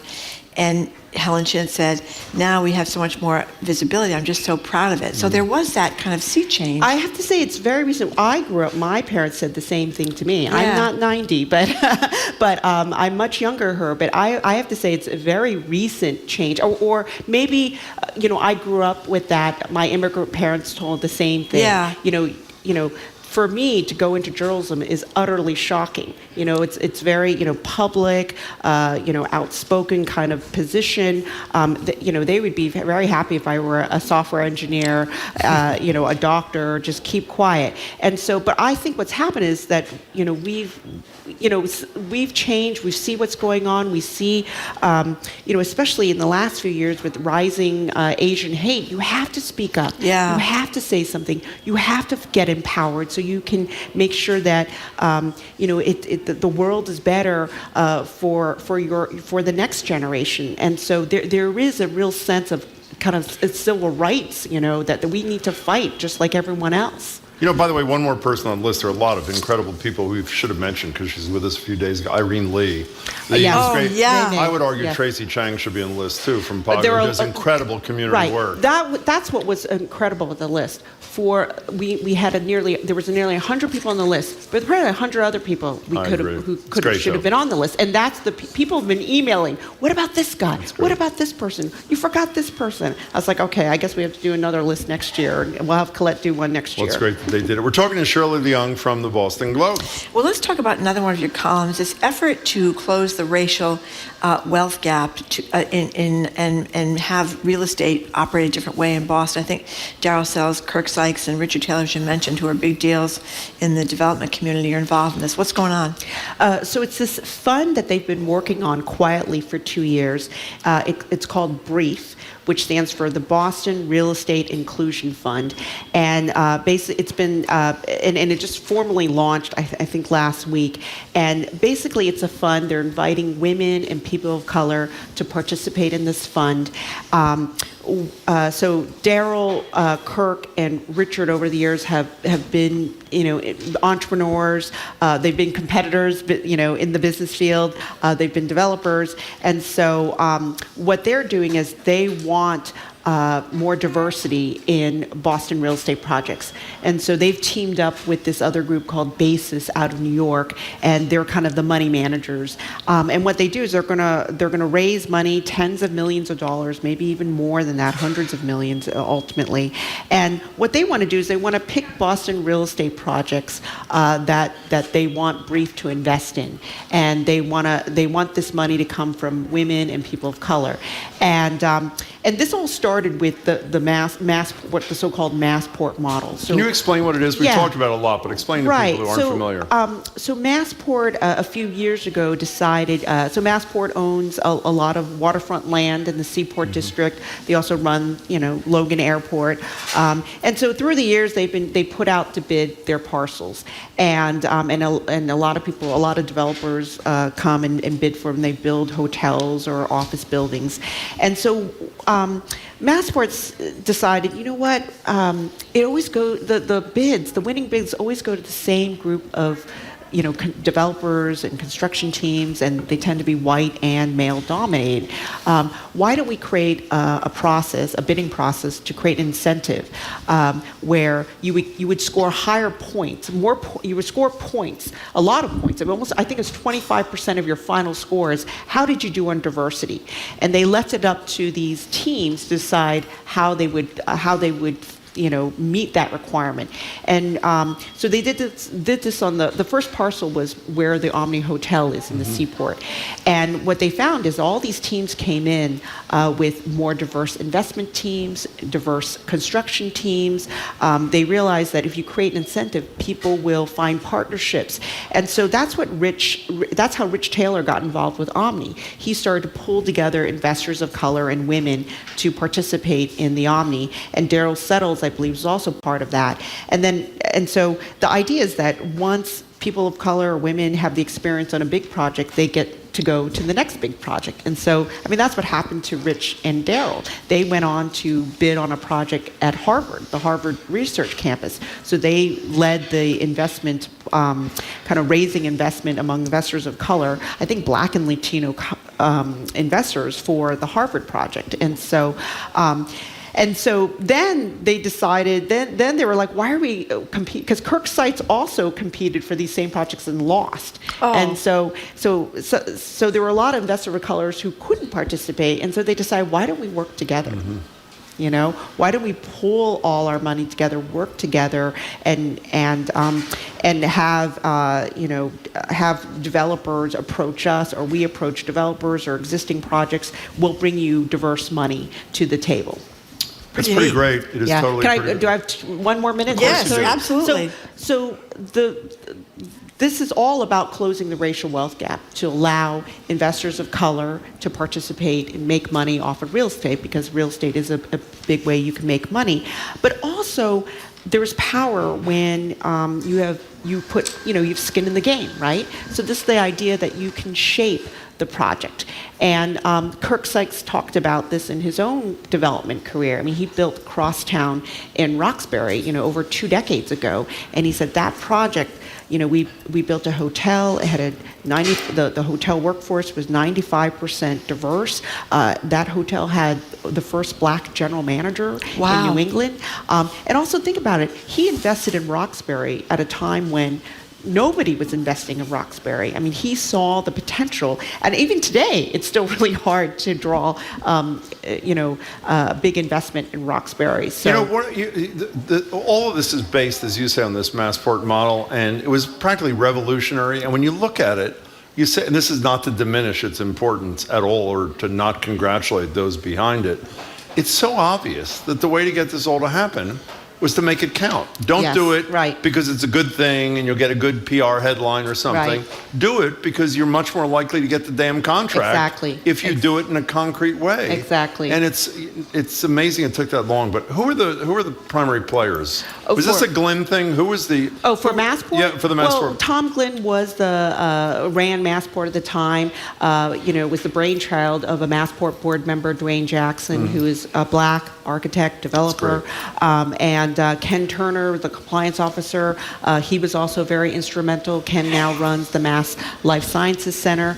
So there are a lot of people behind this.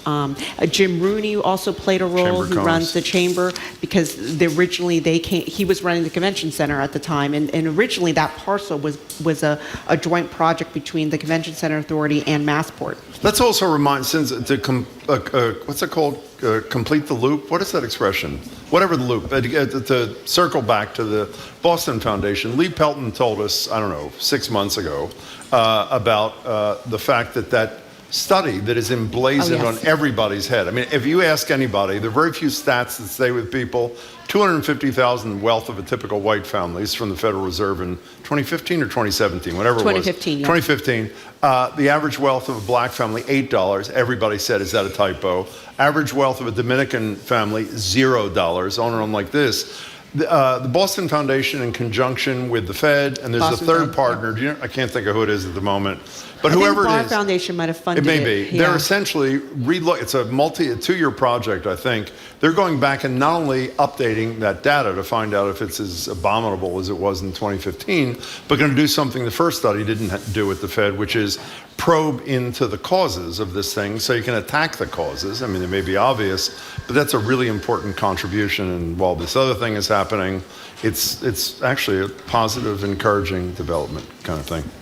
All right, by the way, let me just say, this chocolate, I've never had it before. Is it amazing? I haven't had the pralines. It's probably like $50 a piece. It is. It is? No. Oh, my God. What I didn't bring you was, if you walk at the Pru, right? Yeah. They'll have large sheets of chocolate.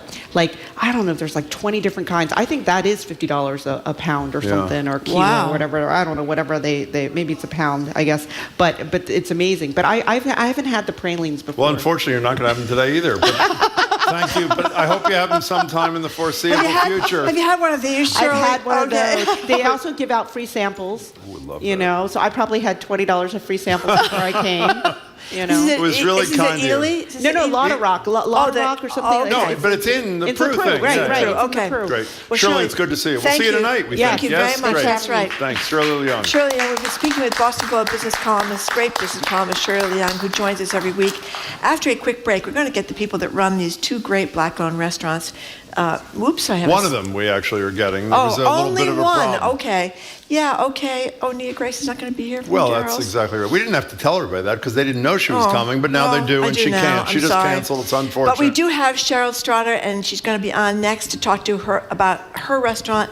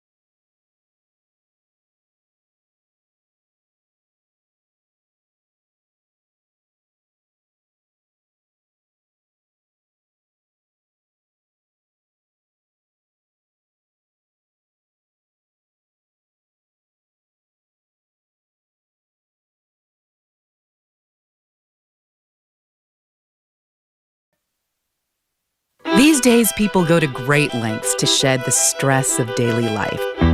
There's acupuncture, deep tissue massage, meditation, yoga. At All Things Considered, we offer our own type of healing, invigorating news stories that span the rainbow of human experience. Nourish your mind and escape from the ordinary. Weekdays on All Things Considered from NPR News. Today at 4, here on GBH News 89.7. Support for our programs comes from you. And Walden Local Meat, 100% grass-fed and pasture-raised beef, pork, and chicken, and seafood from local farmers, hand-delivered to your door. Committed to supporting local food for communities. Membership options and more at waldenlocalmeat.com. And Mass Humanities, Reading Frederick Douglass Together grants. Support public readings and discussions in Massachusetts of Frederick Douglass's famous 4th of July address, What to the Slave is the 4th of July? Learn more at masshumanities.org.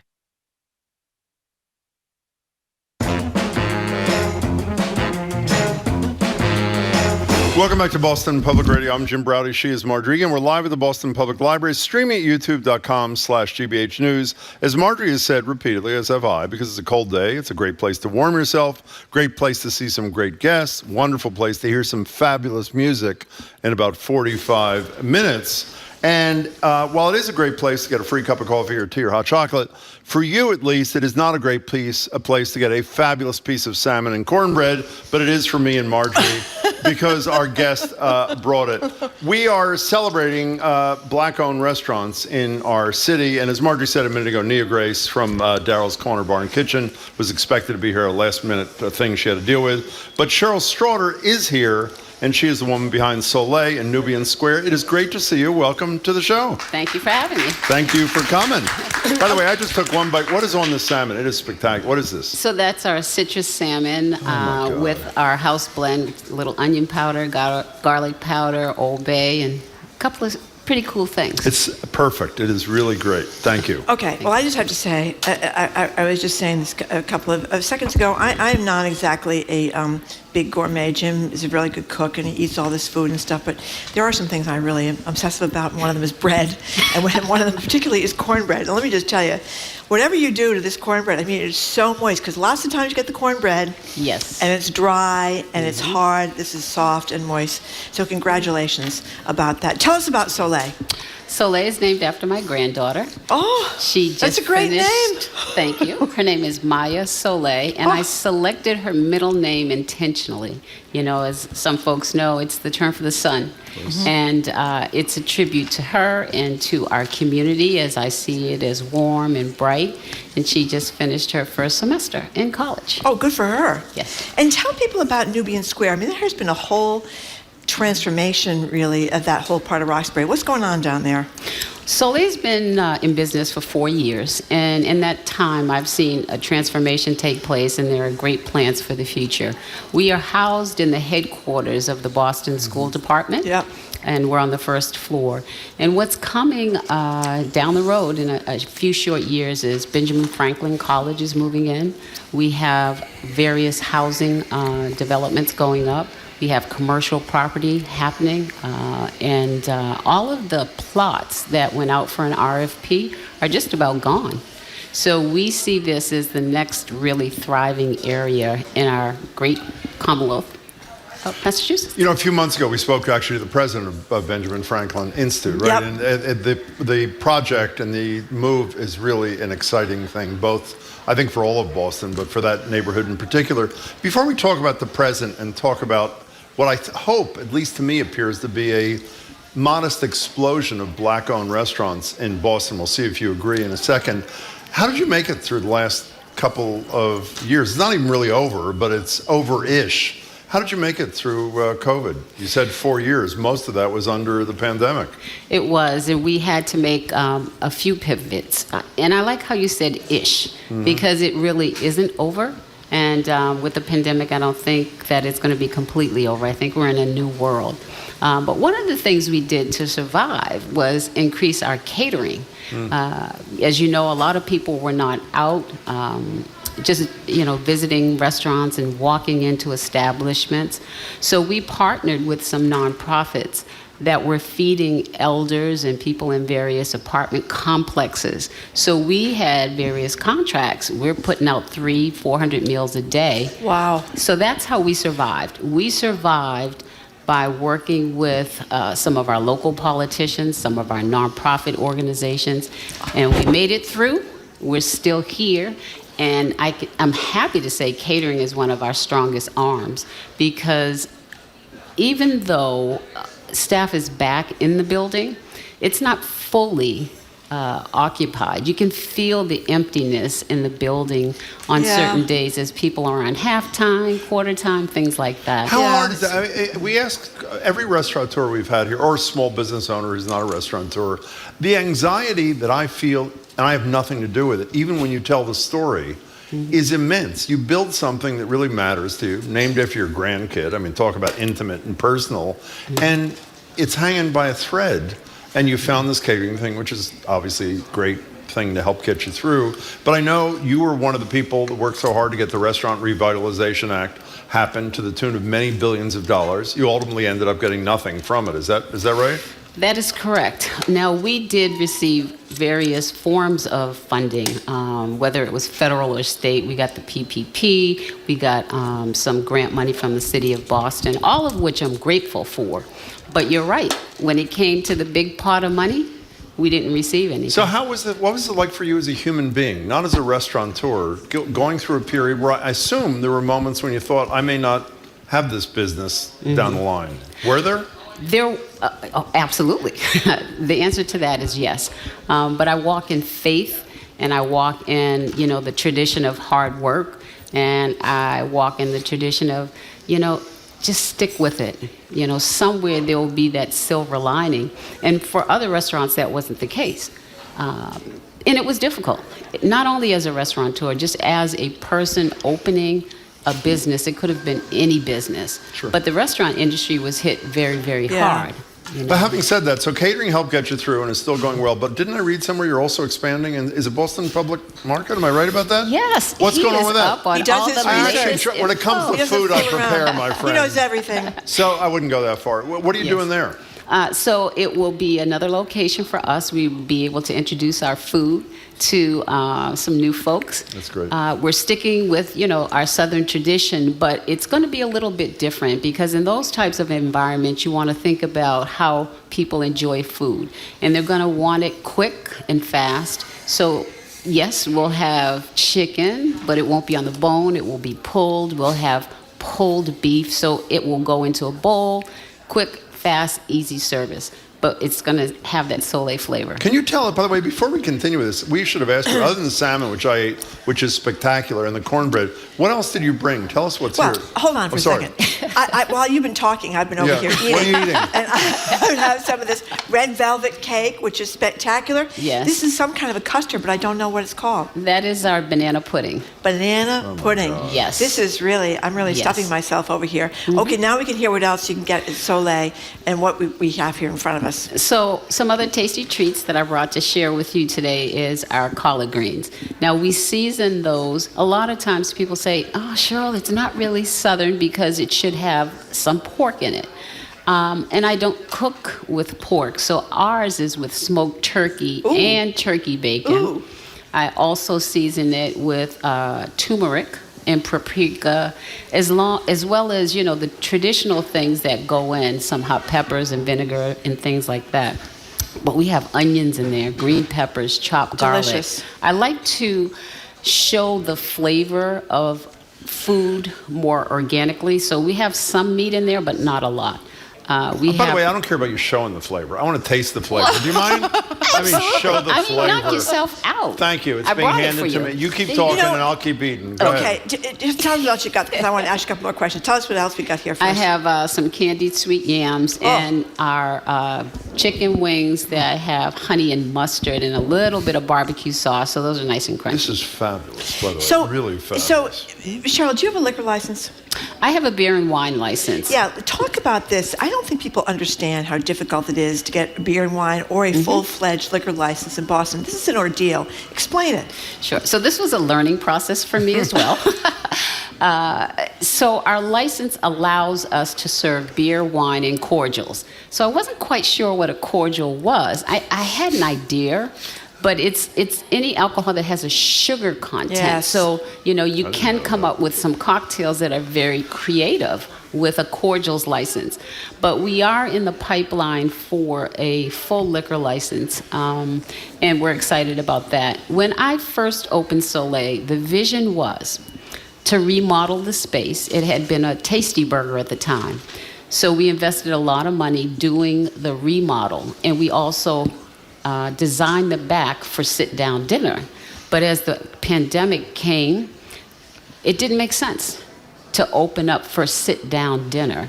So along with, this upcoming liquor license, we hope to utilize the building more fully than it's being used now. Are they still astronomically expensive to get, or has there been some accommodation made for people doing their own smaller restaurant deal? Because you'd hear that these big chains that could spend hundreds of thousands of dollars were getting them, and then people that were just opening their own place or a couple of places. There are whole neighborhoods that couldn't get any, not just individual restaurants. That's true. So there are two ways that I know you can get a liquor license. One is the traditional, it's on the market, you spend several $100,000 for it. But I worked with Ayanna Pressley, our congresswoman, to get what's called a neighborhood liquor license. So, for example, I can serve alcohol right there at Soleil. If I close my business and move, I can't take that license with me. It is for the community. It is for that building. So the thinking behind that was to get these neighborhood liquor licenses for businesses so that they could have this opportunity, because when you go out to eat, one of the highest profit margins is the liquor. The liquor. Exactly. So these neighborhood liquor licenses now are in Roxbury, Dorchester, Mattapan, in areas that really, don't have the dollars to spend $300,000 for a liquor license. So that's how we were able to work with our local politician to get one. Yeah, this has been a crusade for quite some time. A liquor license, it's kind of been a scandal, I think. Well, the congresswoman, when she was on the city council, was screaming about this. She's been doing this for years and years. We're talking to Cheryl Straughter in Nubian Square, Soleil. I said before, and I couldn't tell from your body language if you agreed or not, it seems to me that after a long drought, there is a mini explosion of black-owned restaurants and I'm thinking when we knew you were coming in, there's obviously Nia Grace with her place with Daryl's, and she's got the place over at Northeastern we talked about. Douglas Williams just nominated, or he's in the semifinals for the Beard Awards.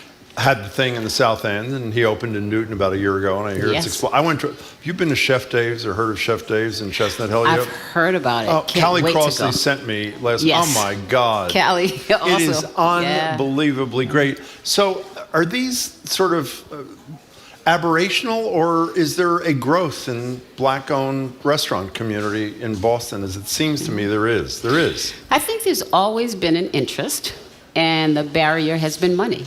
How do you come up with the seed money to fulfill this dream that you've had for a while? And so now there are different opportunities and pockets of money, whether it's through a grant, whether it's angel funding.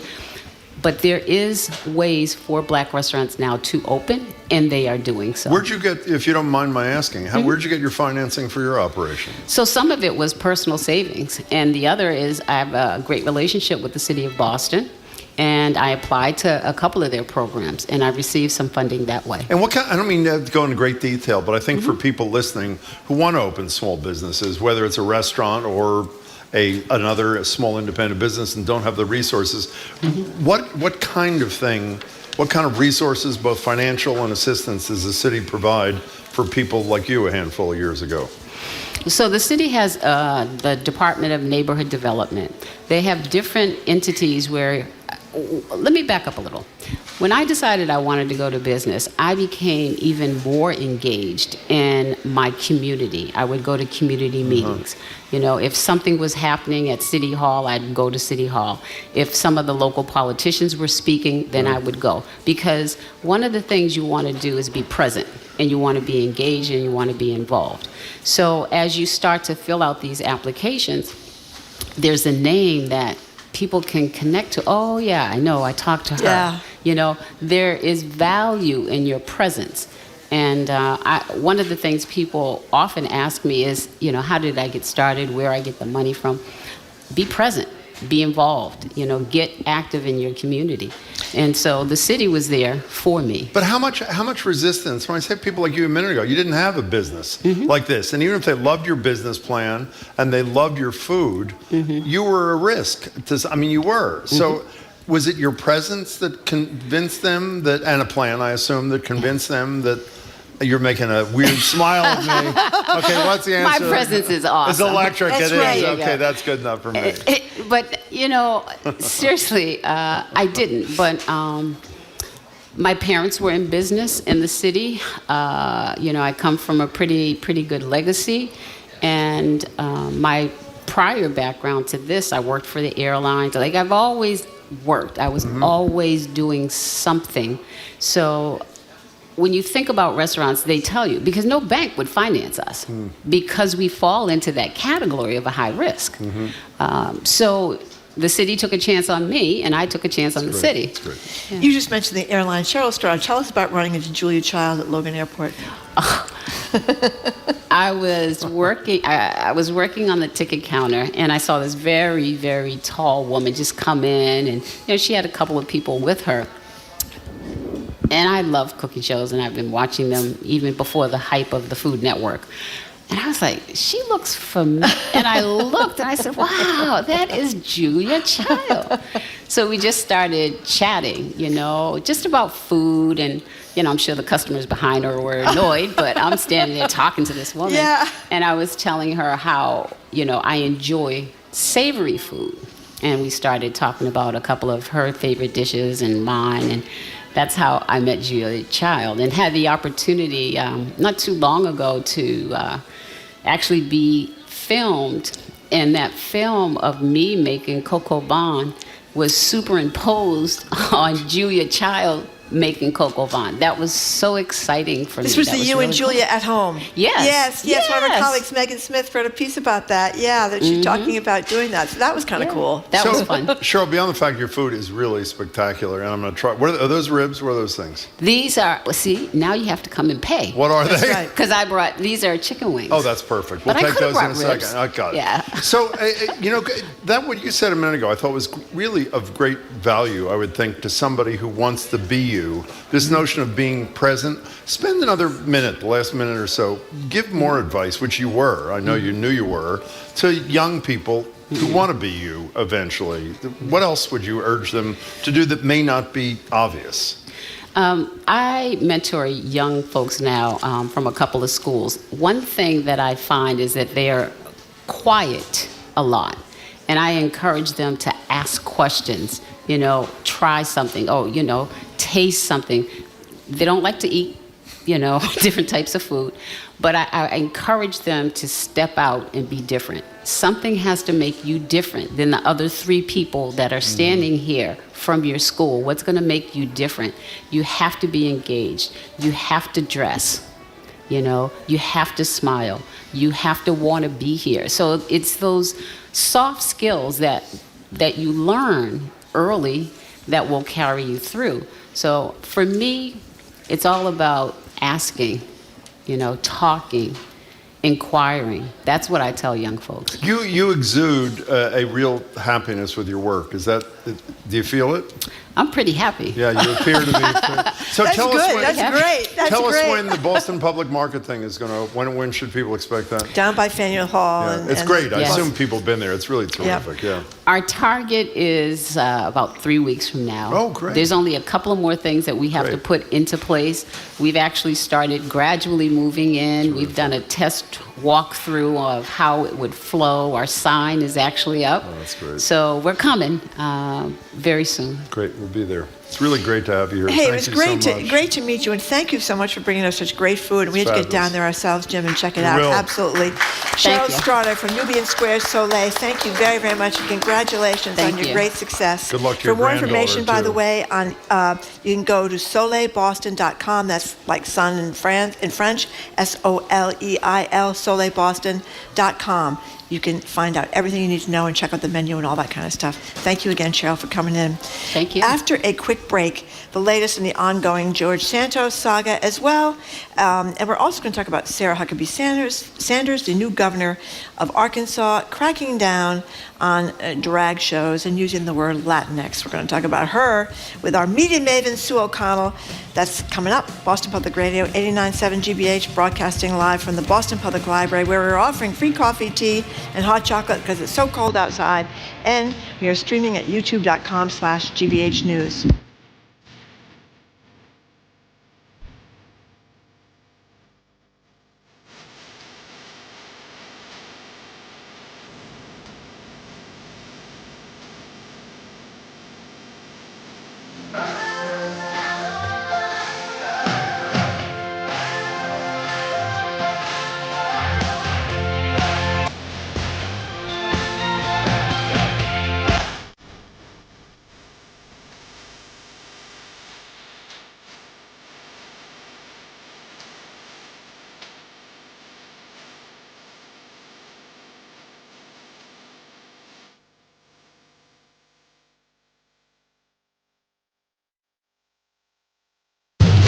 Sports betting is now legal in Massachusetts after lawmakers went from balking at gambling to embracing it in just a few years.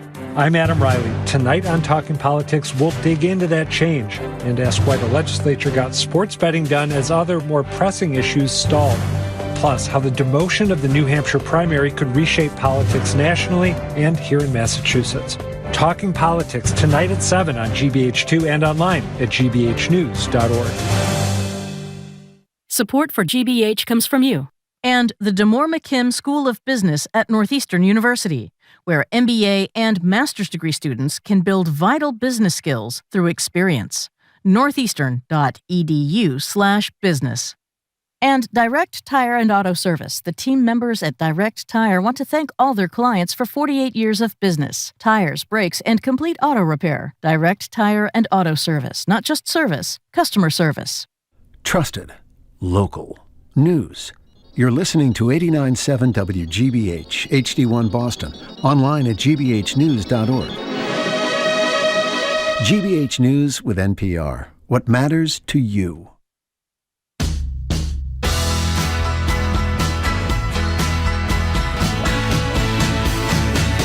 Welcome back to Boston Public Radio. Jim Browdy and Marge Regan. We're live at the library, streaming at youtube.com/GBH News. And as we've said repeatedly, not only is it warm in here if you're cold or worried about being cold, but there's also free coffee, tea, and hot chocolate, courtesy of GBH News and the Newsfeed Cafe.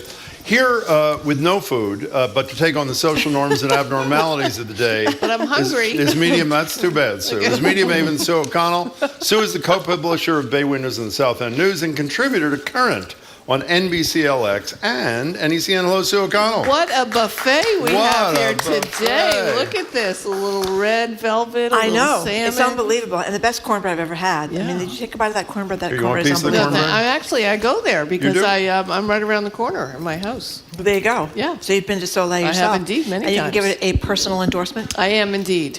Very good. Oh, there we go. Okay, By the way, thank you very much. I just ate the cornbred. You were right. Cornbread's extraordinary. I mean, Okay. because usually it can be too dry, and that's really moist and soft. That's when Irish people make it. Yeah, we haven't perfected our skills yet, have we? No, in the cooking, no. Okay, so I make a great baked potato, though, Sue, let me tell you. So on Thursday, the House got rid of Representative Ilhan Omar. She's from Minnesota. She's a Democrat. She did make some very uninformed and anti-Semitic remarks in her history. Needless to say, she's not the only one in Congress, but she apologized for them. So do you think this is about anti-Semitism, or do you think it might be about something else? No, it's not at all about anti-Semitism. If they were going to start throwing people up for anti-Semitism, homophobia, racism, or any of the other things, they could start with their own party and do that. I mean, as you said, she did say things that were wrong and were distasteful and shouldn't have said them, and she apologized for it. But this is just the time that they took to eject her And the amount of work that the House and Senate has gotten done thus far in January, I think I saw a stat that said it's the least number of bills passed, bills talked about, meetings held, because it is taking them so long because of these petty sort of arguments and things that they're having. And, again, what I like to say to my conservative and Republican friends when they say, well, the Democrats do it all the time, there's no example that is like this of someone who has been a Republican who was thrown off a committee for something that they said, which was probably much more egregious. I guarantee. Well, like Taylor Greene and Gosar were kicked off by the Democrats, but for reasons that had to do with our democracy. Reasons. Yes. And by the way, there are current Republican Holocaust deniers in the House, and they're not getting kicked off committees. Right, and they're all wearing their little rifle pins on the floor now, which is a whole nother atrocity. So, Here is a little bit from Congresswoman Omar. She's on the House floor. This is before the vote to throw her off the Foreign Affairs Committee. Here she is. My leadership and voice will not be diminished if I am not on this committee for one term. My voice will get louder and stronger, and my leadership will be celebrated around the world as it has been. I have to say, I buy that. Absolutely. I'm sorry. I am here to stay, and I am here to be a voice against harms around the world and advocate for a better world. I mean, her profile rose dramatically. Absolutely. Not that it wasn't high to begin with. What you do is you leave her on the council, the committee, and then you don't pay any attention to her. I mean, and then, you basically neuter any power that she has. But instead, she's not a great lawmaker. I'm going to say there's not a whole bunch of stuff that I agree with her on. But at the same time, I would not, if I were trying to diminish the Democrats, I would not elevate her to a place where she can give a speech like that and fundraise like crazy. She's fundraising like crazy up. It's a mistake. Now, Sue, you've sat in to do the show, and I'm sure you know the following to be true. We spend roughly half of our time preparing in general, and the other half of our time figuring out how we can work George Santos into the show. It's not that hard. And luckily for us, it appears, based upon some very savvy people in the Washington journalism community, the resignation, allegedly voluntary, which is total BS, by Santos from his 2 committee assignments had to happen so that McCarthy, the speaker, was not in a tough position saying, you're dumping Omar, but you're not dumping Santos. Right. So Santos steps down. So we have an opportunity to talk about, this is one of the best ever. Here's this latest chapter. Here's a clip from a recording provided by this guy, Derek Myers. He gave it to the website Talking Points Memo. Myers was trying to get hired by Santos in his office, but the office had concerns about Myers' decision to publish secretly recorded tape from a court case when he was a journalist. Here's Myers responding to those concerns with George Santos popped in the middle. But I can see that it's concerning for you guys because you're like, oh, now can we trust this guy? Is he secretly recording this conversation right now? Things like that. Look, from my understanding, recording in this building is a federal crime and you get 7 years. I would never record with Have fun at your peril. I won't do it. So the guy not only says I would never record while he's recording. So it's so perfect. The best line that was not in that quote, he says to Talking Points Memo, this is Derek Myers, I'm thinking to myself, I'm a threat and concern to this institution. George Santos, you're George Santos. I mean, talk about absurdity. Disagree. That's not the best line. What is the best line? The best line is when Santos gave him some parting advice as he was leaving. I missed this. And he told Myers, quote, stop going to Columbia for your diluted Botox. Oh, yeah. Botox, I know. I mean, this is why more gay men should be elected to office. So when you're getting, let go, you can really get a good dig in there that your Botox is bad. Well, he said it. We got a big cut rate, $100 instead of $400. I also enjoy that Santos is just leaning into the costume. Right, you think that this sweater and the jacket over it, the sort of boat shoe look, he's just totally wearing every single day, and I just really appreciate. I can't wait for the gay pride floats, the Santos gay pride. Oh my God! Oh my God! Totally into this. We're talking to Sue O'Connell. So let's move down to Arkansas. Sarah Huckabee Sanders, you may remember her. She was the press secretary for a while for Donald Trump. She won big time down in Arkansas when she ran for governor, and she seems to have a bee in her bonnet, not just about drag shows, But using the term Latinx, I mean, what does she care if you're Latino and you're Latino? Well, you call yourself Latinx, somebody else. What does she care? But apparently, she's very upset about this because she's taken up those efforts to get rid of. Well, basically, she's banned the term Latinx in documents there, and she wants to shut down or impose big restrictions on drag shows. Yeah, I mean, this is, both of these things are not the most important things, I would say, in any state, including Arkansas, with the challenges that they have. And again, this is all just grandstanding on her part from, Sarah Huckabee Sanders making sure she's able to fundraise off these issues. First of all, regarding the drag show issue, how do you define a drag show, right? If the Pope shows up and he's wearing his dress, is that a drag show, right? If I show up and I'm wearing a tie and I'm on the Common in Arkansas and I'm reading poetry, is that a drag show? It's almost completely unenforceable to ban a drag show without the definitions that they need. Again, it's harmful and hurtful to those who care about these things. It's harmful and hurtful to trans kids. There are real people who are getting this message and it's hurting them, but it's absolutely ridiculous. Now, regarding the Latinx thing, I'm not in a position to talk about what the Latino, Latina, Latinx community should call themselves. They are.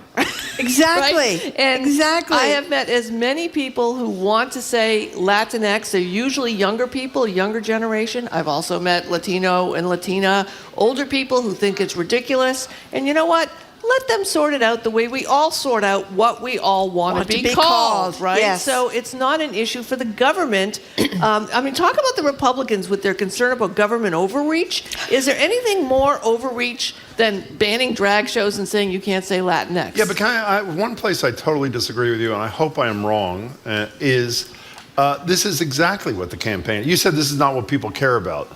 And I use this term advisedly. This is Ron DeSantis light for those who are not. It's not quite as sadistic yet as what DeSantis is trying to do. It's symbolism. It's sort of like Trump. It wasn't the specific policies that he ran on because he didn't have any. He hated immigrants. He was a racist. He was all the things that most voters weren't comfortable saying or publicly at least. He said them publicly, and now DeSantis is saying them, and now Sarah Huckabee Sanders, who, by the way, is going to be giving the State of the Union response for the Republican Party after Biden gives the State of the Union. It's basically to say to I hate this term, but the anti-wokeism crowd, I'm with you. Right. I'm your person. And it's also too, as we're learning from polling, as we should have known anyway from life experience, the Hispanic and Latino community is not voting in bloc. And they also don't have the same issues. So she's also able to sort of thread a needle here with older, more conservative Latino and Latinas saying, listen, I'm with you on the Latinx issue. I'm going to ban it completely. So yes, to your point, it definitely is a smart thing to do politically. But it's not helping feed children in Arkansas. It's like being against critical race theory when it's not taught in any of your schools. Listen to this from Judy and Danvers. I find it incongruous that the same people who are against drag shows will subject their little girls to being paraded around as little sex symbols in all these beauty contests. I made that point last week on Callie's show. It's like if you are worried about sexualization of children, which is a valid concern, stop doing toddler beauty pageants. Yeah. Don't let children dress up in these risque outfits with makeup on until they're 15 or 16. Yeah, at 7. Stop sexualizing children at 7. But it's terrible. Did you read Marjorie when she was in the Boston Herald? I've heard she used to call it prostitutes. Yeah, prostitutes. Pretty good term. Doesn't that describe it pretty well? Yeah, well, some of these kids they weren't tots, but they were like 5 years old. I mean, they're very, very young children in these kind of contests, which I kind of found kind of creepy. So tell us about blood donation rules involving gay men, bisexual men. So after, how long has it been? I don't even know how many years that the ban has been, that gay men were unable to donate men. Of course, it happened in the 1980s during the HIV and AIDS crisis when we didn't know a lot about how blood was infected. Fast forward all the way here, some 30, 40 years to 2023. And until last year, they were still saying if you were a man who had sex with another man at any time, you couldn't donate blood, even though none of the science supported that, even though there were other groups that were much higher risk to being HIV positive or having AIDS than gay men, but they continued to ban it. And then they made an exception that if you, I think a year or two ago, that if you were in a monogamous relationship, you could donate blood. And now they have changed it a little bit further ahead. The FDA, the Food and Drug Administration, they're revising it, saying that you can be a donor. The only thing that would keep you from donating is what your recent sexual activity is. So it's a long way from a complete prohibition on gay men giving blood, but it's still not where I think they need to be in regard to the science of what they do when they collect your blood. Where should they be? Because I don't know the science. I mean, I'm not a member of the FDA, but I'm pretty sure it should really go with what I think Canada has, which is that if you've had sex with someone that outside of a monogamous relationship, then you can't give blood within 6 months. But it's still very restrictive, I think, and I don't think it's not fair. It continues not to be fair. It sends the wrong message about gay men. It sends the wrong message about blood donation, and it gives the wrong message about HIV. But at the same time, it's another step forward, so we should take it. Speaking of gay men and gay women, an early champion, and you know this far better than I, having been there in the early days, just died this past week. Former mayor of Cambridge, probably the first or second name I heard when I moved to Cambridge 30 plus years ago. For people who didn't know Alice, when she was a school committee person, an activist, a city councilor, a mayor, a state rep, tell us a little bit about Alice Wolfe. Yeah, Alice Wolfe, who just passed away from in Cambridge. Boston and Massachusetts get a lot of the highlight about same-sex marriage and marriage equality, but in Cambridge was the first place in the United States, this town that gave out marriage licenses and beat Boston to the punch, if you will, started giving them out midnight. And a lot of that was from Alice Wolfe's work. She was known as an honorary lesbian for a very, very long time. Now, I mean, it was, you could not swing a dead cat at an LGBT event without Alice Wolfe showing up. She was a tireless advocate for all sorts of things. We're talking about LGBT rights. And it's important to note, I always think, as we go through history, we think, oh, gee, it was great. It was so easy. We got same-sex marriage rights. She worked to make sure that Cambridge had domestic partnership benefits before anyone else did. When it was not popular to be supportive of gay rights in Massachusetts, she was. We always used to joke at Bay Windows that there's this moment on the ship, where lawmakers started to realize who had been either on the fence, not supportive, or against same-sex marriage when it became clear that it was going to pass. And they wanted to make sure their Wikipedia entry showed that they supported same-sex marriage. So when it didn't matter anymore, they would come over and say, oh, yes, we're for same-sex marriage. Yes, it's marching gay pride. Alice Wolfe had been there from the beginning, had always been working for rights for gay citizens. And, what a personal history, Well, I should say, escaped Nazism in the late 30s with her family. Yeah, from Austria. They got out of Austria in 1938. But when I was reading the story about her by Brian Marquand in the in the Globe, which is a great job, I think, to write obituaries. He's the obituary guy, yeah. Yeah, it's a wonderful job. Anyway, it said, talk about a public servant, that for nearly 35 years, she was either a school committee member, a city councilor, a mayor, or a state representative. Yep. And she died, she said, at 89. She had leukemia, it said, but 35 years serving the city of Cambridge. I mean, that is a lot of devotion. And working for progressive issues. I'm not going to say they're popular now, but they're certainly more popular now. A lot of the civil rights, access to safe abortion care, all the things that we care about now, Alice had been doing for 30 years. We're talking to Sue O'Connell. Sue, every Monday we have the Revs on, Emmett Price and Irene Monroe. And we often have a disagreement about where the Pope is moving on certain issues. And I really feel bad that Irene and Emmett aren't here today, because I think they would endorse the fact that this Pope has come out and endorsed giving people the middle finger, I think is so enlightened and so ahead of its time.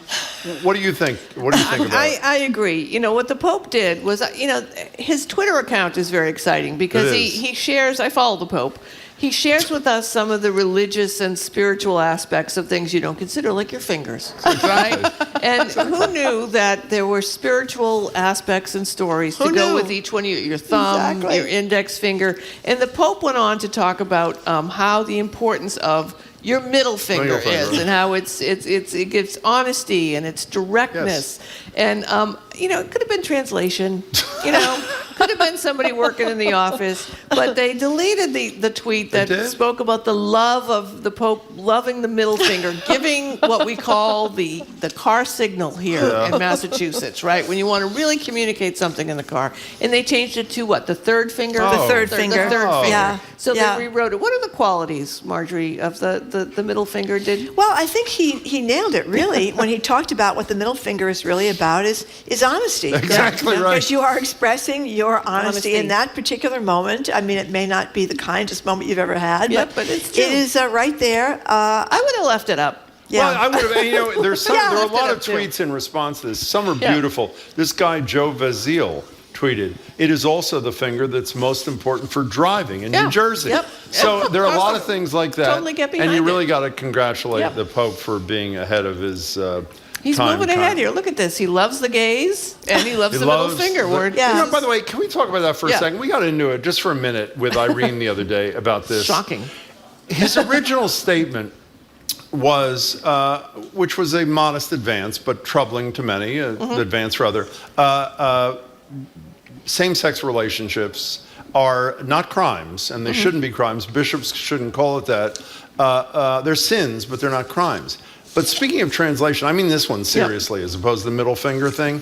It seemed to me when he issued the clarification, he went way beyond that and basically said, I didn't mean it was a sin, sex between people of the same gender. He said sex outside of marriage, whether it's between a man and a man, a woman and a woman, or whoever. It's between. It's a sin. I mean, I thought that was a huge advance for a pope. But Irene, do you? Well, you were Catholic, or you were a Catholic.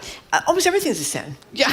Right. But he wasn't even saying it was a sin as relates to same-sex couples. Right. I was saying outside of marriage. I would go further, Jim, and say the first thing he said was a major thing. He didn't even need to correct it because what is happening? I mean, if you think of the Catholic Church as a business, and you think of the Pope as, or a political organization, you think of the Pope as the head of it, he's got all this internal fighting. He has these conservatives coming after him.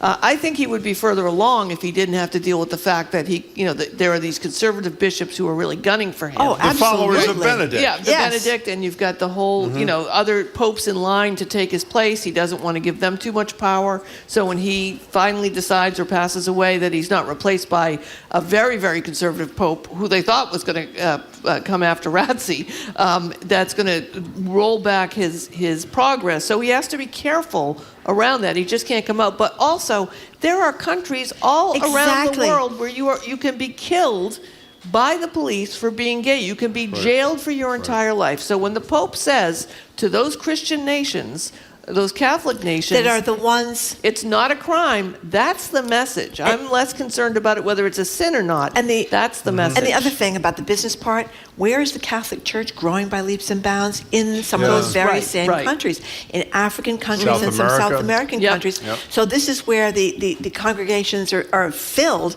and certainly not in the United States where things are dwindling for the Catholics. So I think that's an issue too, because this is where he wants the church to keep growing.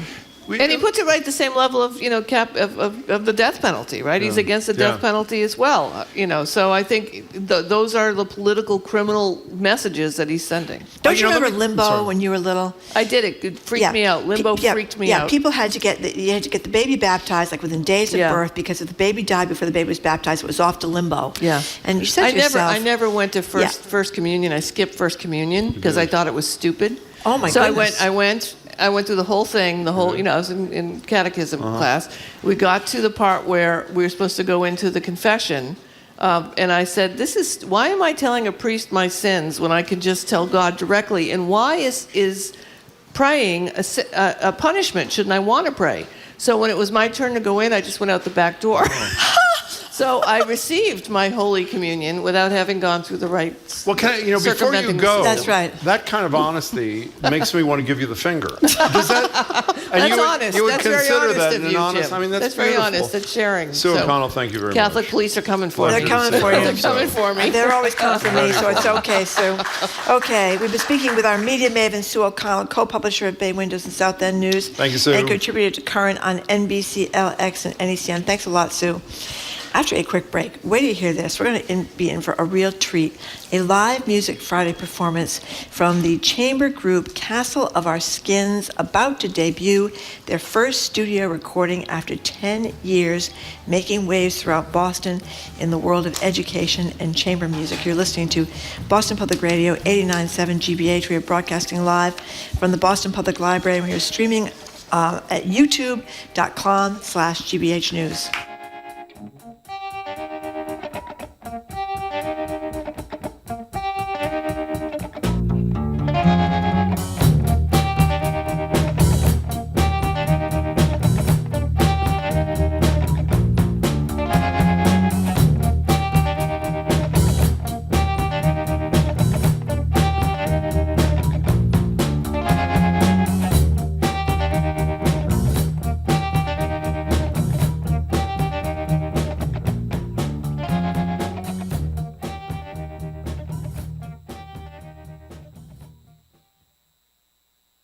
These days, people go to great lengths to shed the stress of daily life. There's acupuncture, deep tissue massage, meditation, yoga. At All Things Considered, we offer our own type of healing, invigorating news stories that span the rainbow of human experience. Nourish your mind and escape from the ordinary. Weekdays on All Things Considered from NPR News. Today at 4, here on GBH News 89.7. Funding for our programs comes from you and Merrimack College graduate programs, offering the online Teacher Leadership Certificate for teachers interested in roles such as team leader, department head, instructional coach, and more. Information at online.merrimack.edu. And Mass Humanities, Reading Frederick Douglass Together grants support public readings and discussions in Massachusetts of Frederick Douglass's famous 4th of July address, What to the Slave is the 4th of July? Learn more at masshumanities.org.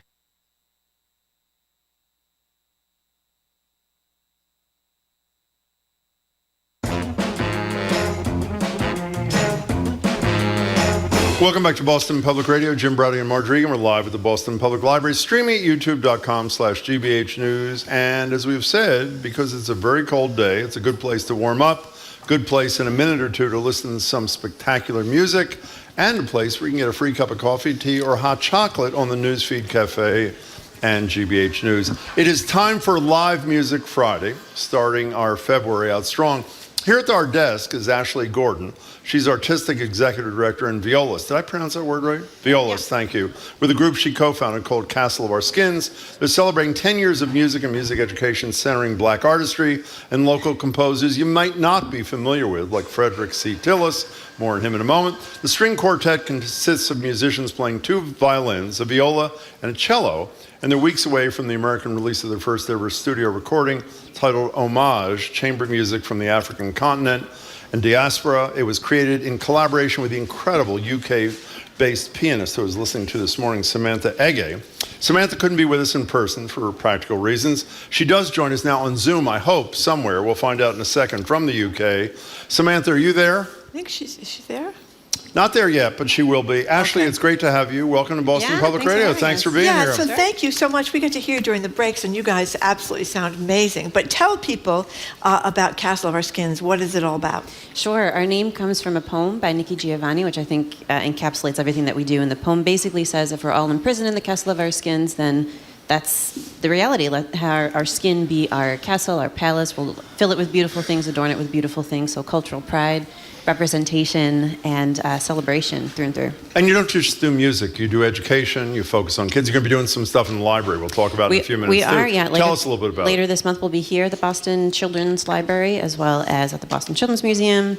Music as a violist is pretty central to what we do, but often interdisciplinary, so I consider my historian and visual artist and my dancers, all part of the crew, the Coos crew, we like to call them, and very much educational. So whether we're on a concert stage or in a classroom, we are interested in fostering cultural curiosity and sharing out our learnings. And look who just appeared. Samantha Ege, Jim Browdy and Marjorie Egan, and a buddy of yours. It's great to see you. Thanks for joining us. Yes, thank you very much. I can't believe she's over in Great Britain. I mean, this it's is amazing really, technology. Technology is really amazing. Samantha, how'd you hook up with these people? What's the connection? How'd you all come together to work together? Well, through technology, that's how I learned about Castle of Our Skins. I was living in Singapore at the time and exploring the world of diverse composers for myself. And through that exploration, I learned of the amazing work that Ashley Gordon and Anthony R. Green were doing with Castle of Our Skins. And a few years ago, we connected in person in Boston. You know what I found amazing, and I guess it's my ignorance, but you think of there being so much racism in classical music. I don't mean necessarily intentional, but you go to the Boston Symphony, see one intentional. Okay, intentional or unintentional. You see one black guy playing the cello, and that's it. Mm-hmm. And we've talked about it. We've talked about the symphony with people from the symphony. But I was reading about back in Chicago in the 1930s and 1920s, African American musicians performing there, and I was surprised. Tell us about that. Yeah, I mean, the Chicago Renaissance, and certainly Samantha can fill in as well, but the Chicago Renaissance, the Harlem Renaissance, Langston Hughes and Florence Price and Margaret Bonds, and on the south side of Chicago, having a whole entire community, if you think of the Great Migrations and millions of African Americans from the south to the north coming for work and for industry, but creating ultimately a nexus, a community, the Association for the Advancement of Creative Musicians, also sort of starting through that and being able to ultimately find communion, find space, find agency in spaces like orchestras, as you referenced, which don't provide that. Yeah. Samantha, could you tell us, one of the composers, correct me if I'm wrong, either of you, on this album that's about to be released is Frederick C. Tillis, and who I learned a lot about in the last 24 hours, including the fact that he lived in Amherst, right on the other side of the state for a while. Tell us a little bit about Frederick Tillis, if you would, Samantha. Well, actually, Tillis was a new composer to me, and I learned about his music through Ash. So I think Ash is the best Fair person enough. to answer So that fill question. us in, Ash. Sure, yeah. I mean, taught at University of Amherst for many, many years. There's now a hall that's named after him as he passed away 2 years ago, I want to say. I've had the great fortune of connecting with his daughter, Pamela Tillis, who's very much a champion and is so supportive of this album and getting his music out. Frederick Tillis, you'll get a chance to hear two movements of his spiritual fantasy number 12. And I have to say number 12 because he wrote literally dozens of spiritual fantasies. He was really inspired by that medium. If you tell us, Ashley, what you and your colleagues, who you should identify if you don't mind, are going to play, you can gently put down your headphones and join your colleagues, and we'll talk to Samantha while you're getting ready. What are we going to hear first? Sure, yeah. So the whole entire album, people of color in terms of the music, in terms of the musicians, but I have with us Gabriela Diaz on first violin, Matthew Vera on second violin, Francesca McNeely on cello, myself on viola, and then Samantha virtually through the interwebs and digital downloads on the CD. So we're going to start with Crucifixion from Frederick C. Tillis's Spiritual Fantasy number 12 for string quartet, which is also sub-called He Never Said a Mumbling Word. Fabulous. So as you join your colleagues, Samantha, before they start, you're interviewed one that Marjorie and I read this morning, and your answer to a question, the question doesn't even matter. You said, I'd always assumed women didn't compose back then. Could you finish the thought and put that in some context for us? Absolutely. When I think about my music education growing up, I realized that there was this sort of subliminal message that women didn't compose back then, this idea that women in music is a relatively recent phenomenon. And as a musicologist, as well as a performer, what has really inspired my work is actually undoing that myth that I had somehow absorbed through my education, and not only revealing that women did composed back then, but also as a performer sharing the amazing works that they wrote with audiences. I had a feeling that might be the answer. We're now about to hear Crucifixion. Welcome to you all.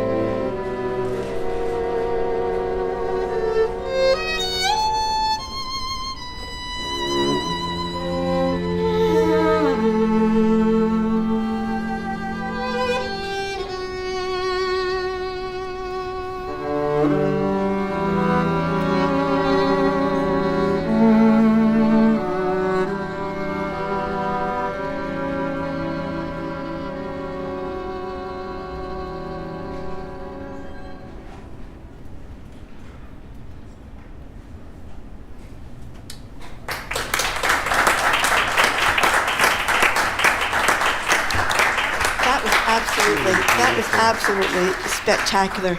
You know, Ashley, how did you choose the viola? How did you come to choose the viola? Yeah, I like to say through the age of reason. But I first started on piano, and then in fourth grade, public school education, started violin, and then in college, again, age of reason, switched to the bigger and better instrument of viola. Okay, we hope your violinists don't take that the wrong way. The wrong way over there. And Samantha, I was also, you know, when I was reading about Florence Price, I noticed, of course, the dreaded local angle. She went to the New England Conservatory back in 1903. But tell us about her. I don't know if she was her protege, but a woman who also made great inroads, Margaret Bonds. Yes, well, Florence Price and Margaret Bonds were definitely child prodigies, and it was their passion for music that their parents picked up on. So Florence Price was born in 1888, and Margaret Bonds was born in 1912. So Margaret Bonds, in many ways, represents the next generation of Black women composers, and Florence Price was her mentor.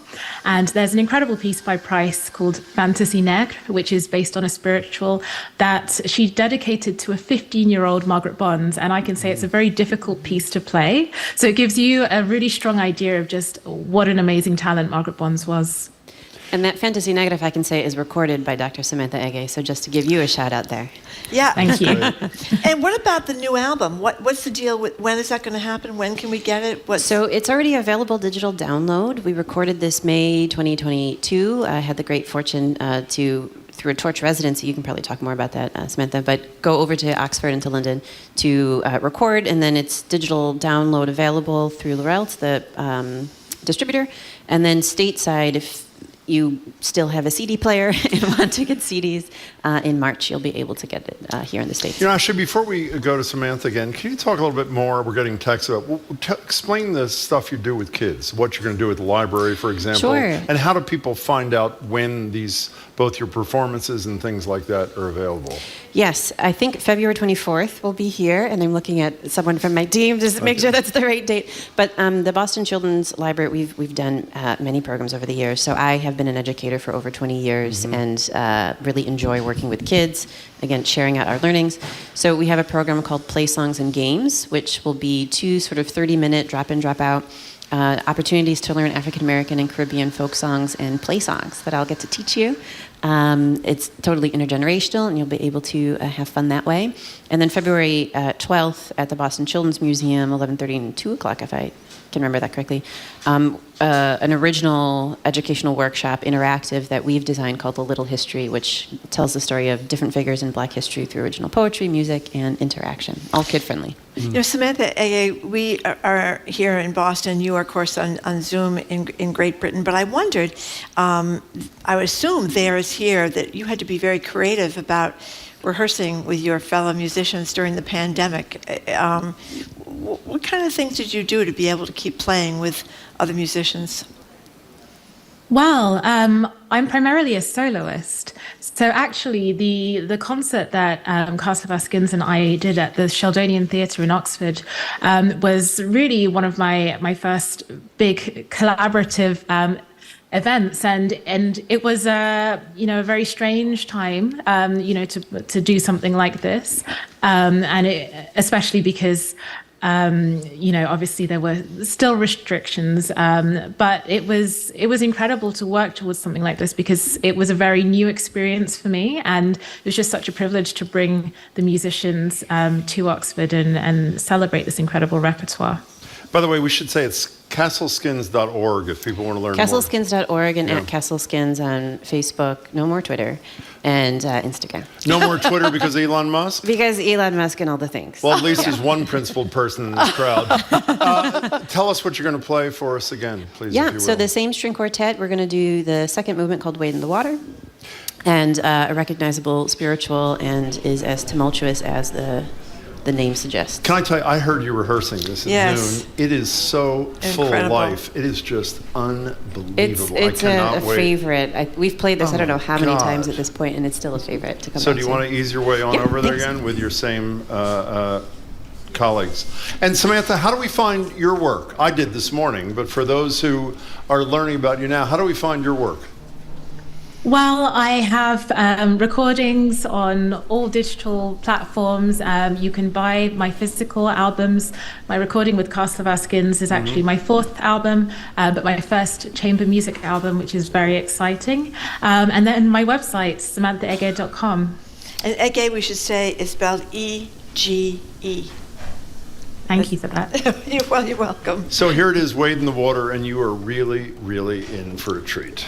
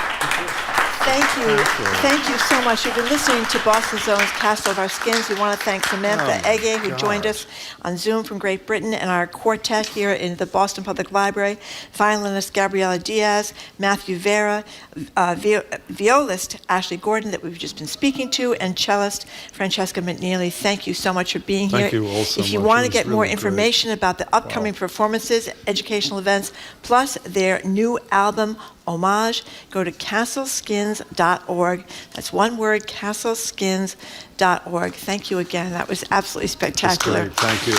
Okay, coming up, from the highbrow and inspiring to lowbrow and not so inspiring. I'm so glad you're doing this. How often do you need to wash your blue jeans?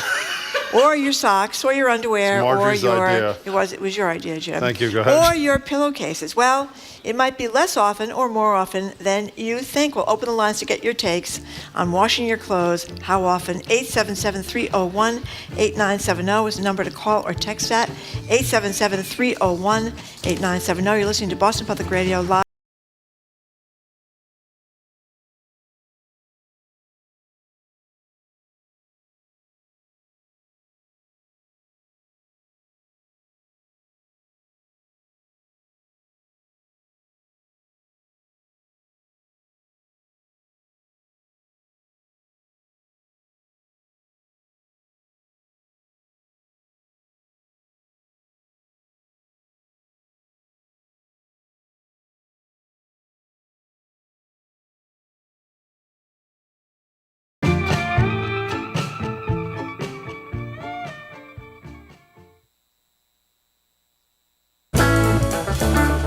You don't want to miss this look back at the team takeaway reports on music accessibility for all. It really evolves to something more than just music. It is an entire system. We're learning about all the possibilities for those who are deaf to experience music. I'm Melissa Harris Perry, and that's next time on The Takeaway from WNYC and PRX. This afternoon at 2, here on GBH News 89.7. Our programs are made possible thanks to you and the University of Massachusetts Amherst, united around a vision for public access to revolutionary education. UMass Amherst gives students the opportunity to seek solutions to the challenges of today. Learn more at umass.edu. And the Peabody Essex Museum, presenting Spirits, Sharon Sherpa with Robert Beer, featuring reflections on Buddhism and migration. Opens at the Peabody Essex Museum February 4th. PEM.org.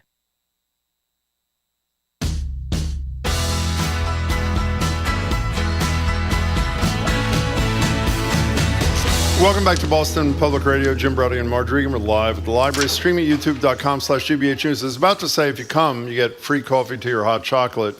Forget about it. If they're just showing up now, they're not getting free anything. So we were giving away free coffee, tea, and hot chocolate. Jim has shut that But down. not anymore. All Earlier right. in the week, this is humiliating after Castle of Our Skins, but it is what it is. It's who we are, I guess. It's our wheelhouse, Jim. Early in the week, we talked about how often you need to wash your own, as Marjorie said, holes and souls in the shower. We're continuing the conversation today about what you put on your body, your shirts, your skirts, your jeans, your sheets. Over on TikTok, this user, Allison Delperdang, I think is how you say her name, sparked a debate of how often she wears something before she throws it in the wash. Here she is. When I was younger, my parents always made us wear pajamas more than multiple nights in a row because they weren't dirty. And I still do that as an adult. I've worn these 3 nights in a row.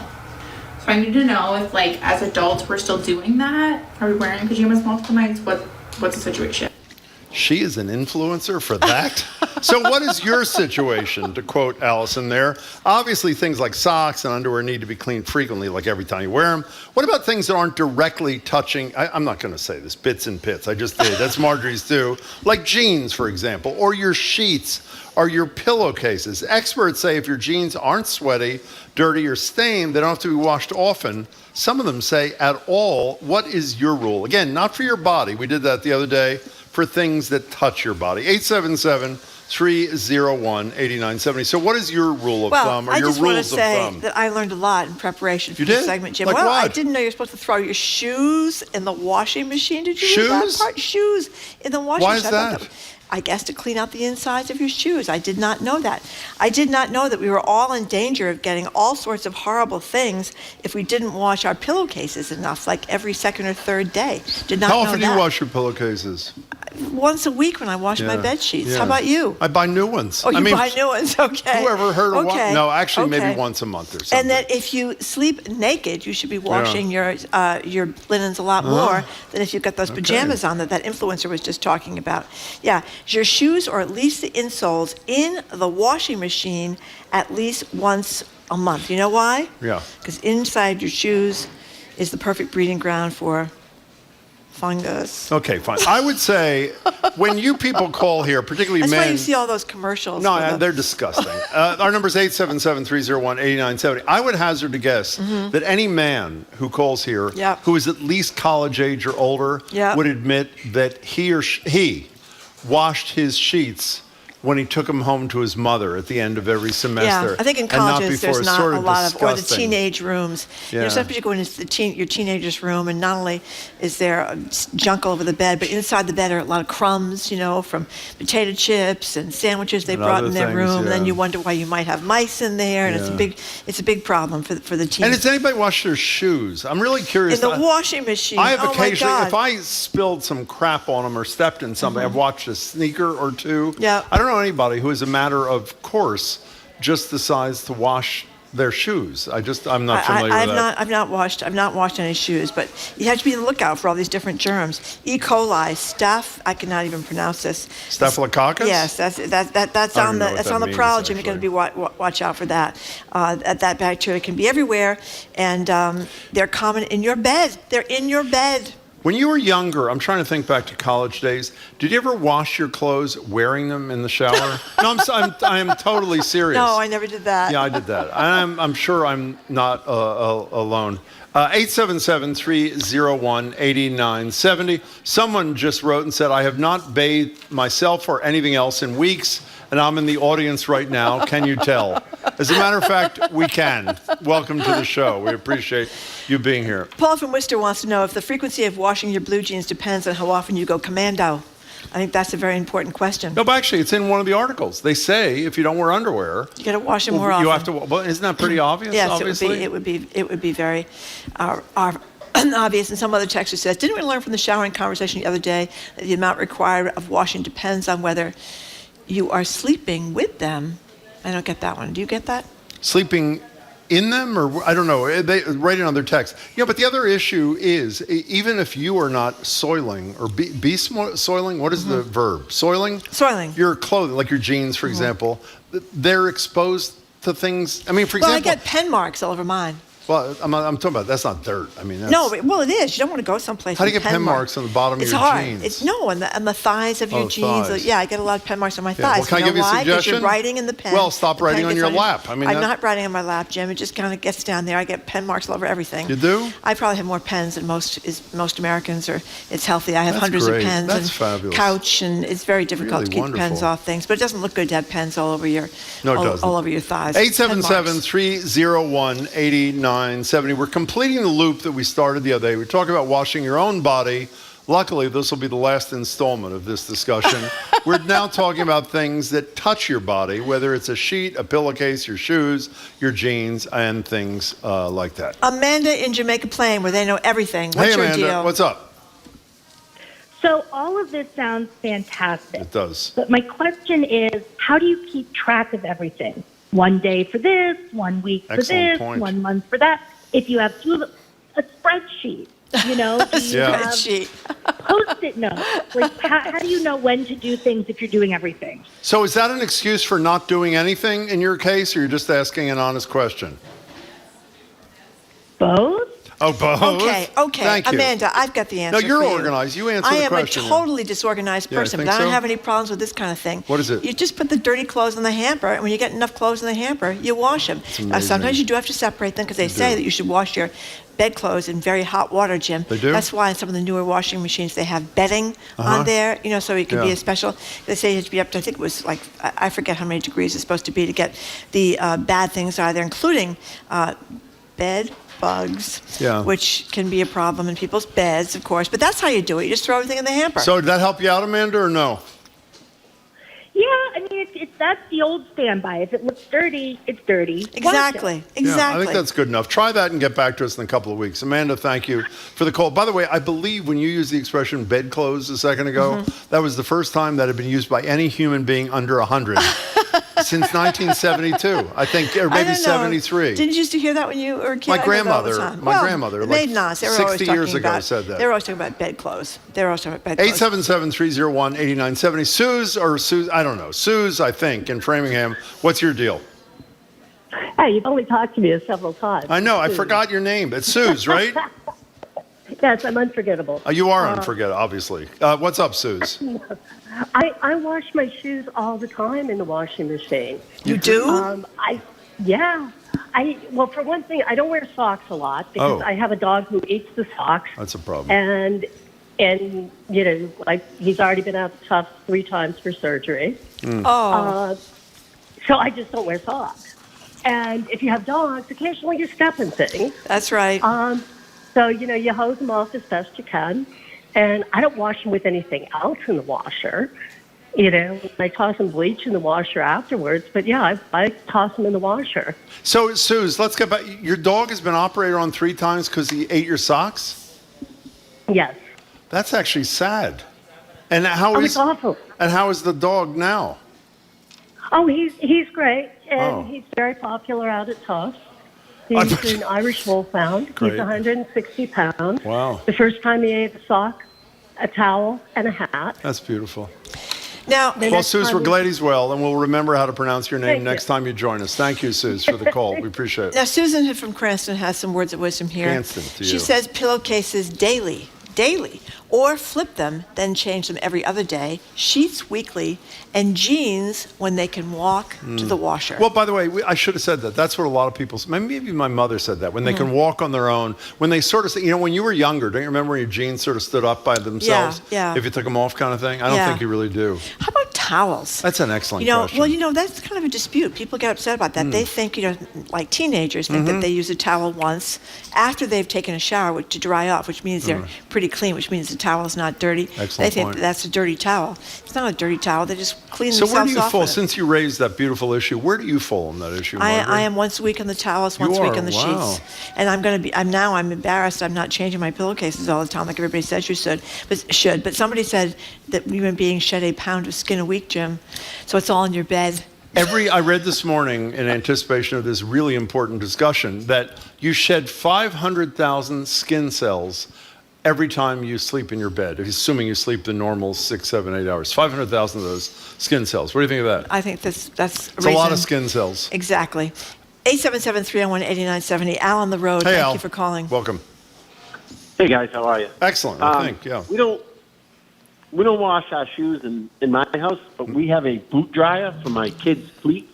Oh. Because those things are horrible. Yeah. Oh, yeah. And the boot dryer dries them out and gets rid of the stink, and it's an absolute game changer. Really? I've never heard of this. What's it called? A boot dryer? Yeah, it's great on days like today, too. You put your boots on or your shoes on there for like 20 minutes before you go out. Wow. And you put warm, toasty shoes on when you walk out the door. Definitely changes your whole perspective of the day. By the way, that is a very good point. You know what we didn't talk about when cold weather before? I forgot. A great thing to do. You mentioned those sock warmers and hand warmers and kind of thing. One of the great things to do is to put like your jeans in the dryer before you go out and put on hot jeans when you're entering the cold outside, which is terrific. You're right, Al, we'll Jim. be checking out boot dryers. Doesn't Thank get you. much better than that. No, it Listen to doesn't. this. This is from Jeff Thank in you, Al. Andover. We heard a story of a mom who put 7 fitted sheets on her son's bed when she dropped him off at boarding school and begged him Brilliant. to take one off That is every brilliant. 2 weeks. Is that brilliant or is that brilliant? Yeah. That is really I unbelievable. just looked up pictures of boot Boot dryers. boot dryers, Yeah, and boot what do you dryers. think? Well, you can get one for $100 from LL Bean. I'm sure you can get them from Amazon. Well, you should Here's not one get it from pretty LL cheap. How much? Boot dryer for $49.99. Well, here's one for $26. You're actually $36. ruining something. I Next am? week is Pledge. Uh-huh. We have the Jim and Marjorie boot dryer for $10 a month or $120 all at once, and you become a sustaining member. 877-301-8970. Can I just say Oh, listen to this. Yeah. Dry Guy Force. What is that? The forceful boot dryer. Really? Yeah, dry guy forced We him. obviously have missed out on something. That's $65. Wait, there's a photograph of it now from Dick's Sporting Goods. Exactly. Oh, is that what you were looking at? That was a different one. That's incredible. But it is pretty funny. It's like these two stilts, and you put your boots upside down on the stilts. And they dry. And it dries them all off. Sounds Well, you're like- supposed to dry them off because it's warm and humid and dark inside your boots. very Jim. dark. And all sorts of things can happen in Yeah. there when it's warm and Like humid. what? What has and ever dark. happened in a well, boot you get that bad, you're wearing? You get bad growths. You do. And they make commercials for They that do. on television that are really disgusting to watch. Okay. Well, this whole discussion Gina is disgusting. in Bell actually. Rica. Hi, Gina. It's Hi, Margaret's Gina. idea, and I'm telling you the truth. It was her idea. Go ahead. Gina, what's up? I wash my sneakers all the time, and when I want to dry them, I put them on my old steam radiator. They're washed, they're dried, and I don't even need a boot dryer. That is incredible. Wait a minute. How do Steam you wash- radiator. You just put them on top of Yeah, the dryer. but how do you wash your sneakers? Do you walk them up in the washing machine? Yes. I love Converse, so my nice Converse sneakers are always nice and clean. Water on the radiator, they're dry. Never have to worry about yucky sneakers. You know, Gina, you sound like a woman who knows what she wants, and you just go get it, which I really admire. That was an excellent call. Thank you, Gina. By the way, I have washed sneakers, too. I haven't washed shoes as shoes. I've washed You've never washed sneakers. You never stepped in anything inappropriate and wash your sneakers? No? No, I haven't. Well, Okay, maybe I fine. have. Well, no, I probably either have or I probably haven't. have. Okay, fine. Yeah, Jennifer says she checks out the bar stools or seats she's been sitting on to make an evaluation of whether she needs to wash things when Really? she gets home. And somebody else said, when I first saw my husband's bedroom when we were dating, there was a big pile of socks in the corner. He said he tended to just buy new socks rather than wash them. And she said, he's the guy for me. Well, she married him, although she said it was a pretty disgusting pile. I That's guess beautiful. she straightened it It's out. a very romantic Yep. story, actually. Yep. Teresa and Bill Ricca, we have enough time for you, so don't blow it, Teresa. Hi. Yay. What's up? Hi. Hi nice to you. hear from you. Well, I guess I missed last week when you were talking about showering less, but I don't really believe in showers. I just use a washcloth at the sink every day. If it's summertime, I am a gardener, so I'll shower more frequently, but I'm like in and out. And when it comes to clothes, like I really don't, I'm not worried about germs. I'm really more worried about appearance and people judging me. So if it smells fine and it looks fine, it's fine. Now, Teresa, I can't tell you how upset I am that you missed our show on body washing. I know. But if you do the what's it called, washcloth thing? Sponge bath. Yeah, just washcloth at the sink. But in a moment of seriousness, I've thought a lot about Works this well. in the past. No, it doesn't work Yes, it well. does. It works fine to dampen the body parts. Getting the soap Oh, you off the still gotta body use parts. soap. Oh, you don't use soap?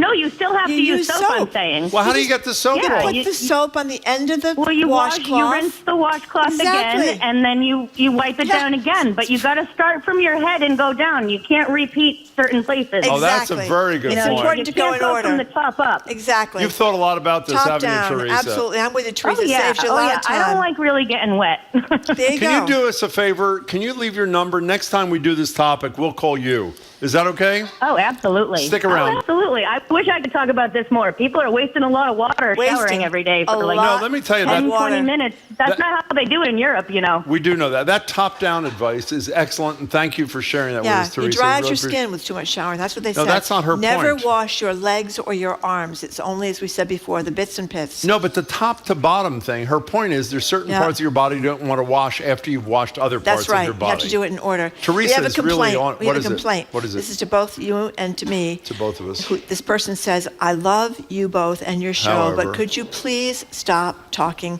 about bits and pits enough already? Well, can I tell you, So we this- are, actually, I'm going to give her a little program announcement. We're doing Q-tips on Monday from 1 to 2, so we hope you'll tune in. Different parts of your body. 1 to 2, Boston Public Radio, Monday right Yeah. here on the show. Jim is having a very important relationship with the Q-tips in his life. Wait, so I and by understand. the way, I was not the only one. You've been here for those discussions.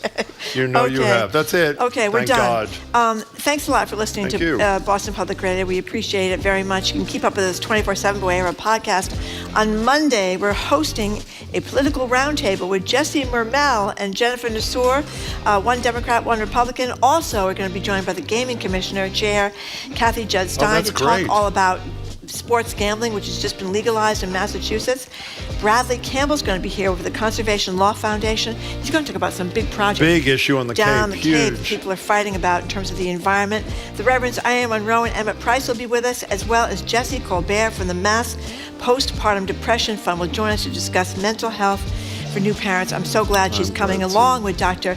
Lena Mittal from Brigham and Women's. We want to thank our crew, Zoe Matthews, Aidan Conley, Brendan Deedy, our engineer, John the Claw Parker, and Brian Bell, who's been terrific on the boards for us. Thank you to him, and our executive producer, Jane Bologna. On-site BPL help from Sai Patel, Evelyn Brito, Brad Lewis, and Angelica Marrero. And also, thanks for everybody who helped make this free coffee thing happen, who came down here to get a free cup on this freezing cold day.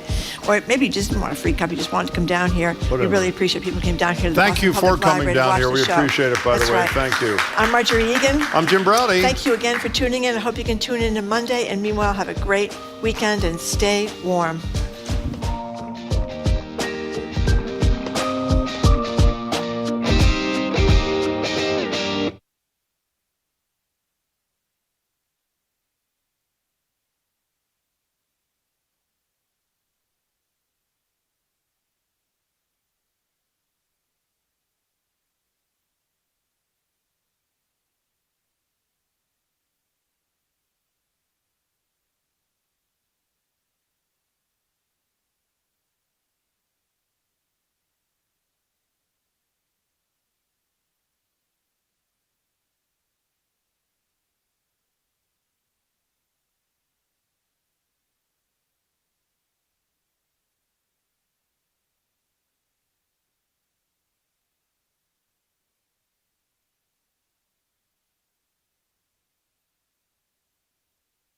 HD1 Lowell, Boston, WGBH FM HD2 Boston, WCAI FM HD2 Woods Hole, WJMF FM Smithfield, Providence, and at classical.org. Just about 2 o'clock on this frozen Friday afternoon. I hope you can get and stay warm through the weekend. A little later, I've got Dukas the Sorcerer's Apprentice, also a suite from Chabrier's The Star and Life by Einaudi. Right now, though, Robert Johnson's The Satyr's Mask with Hesperus.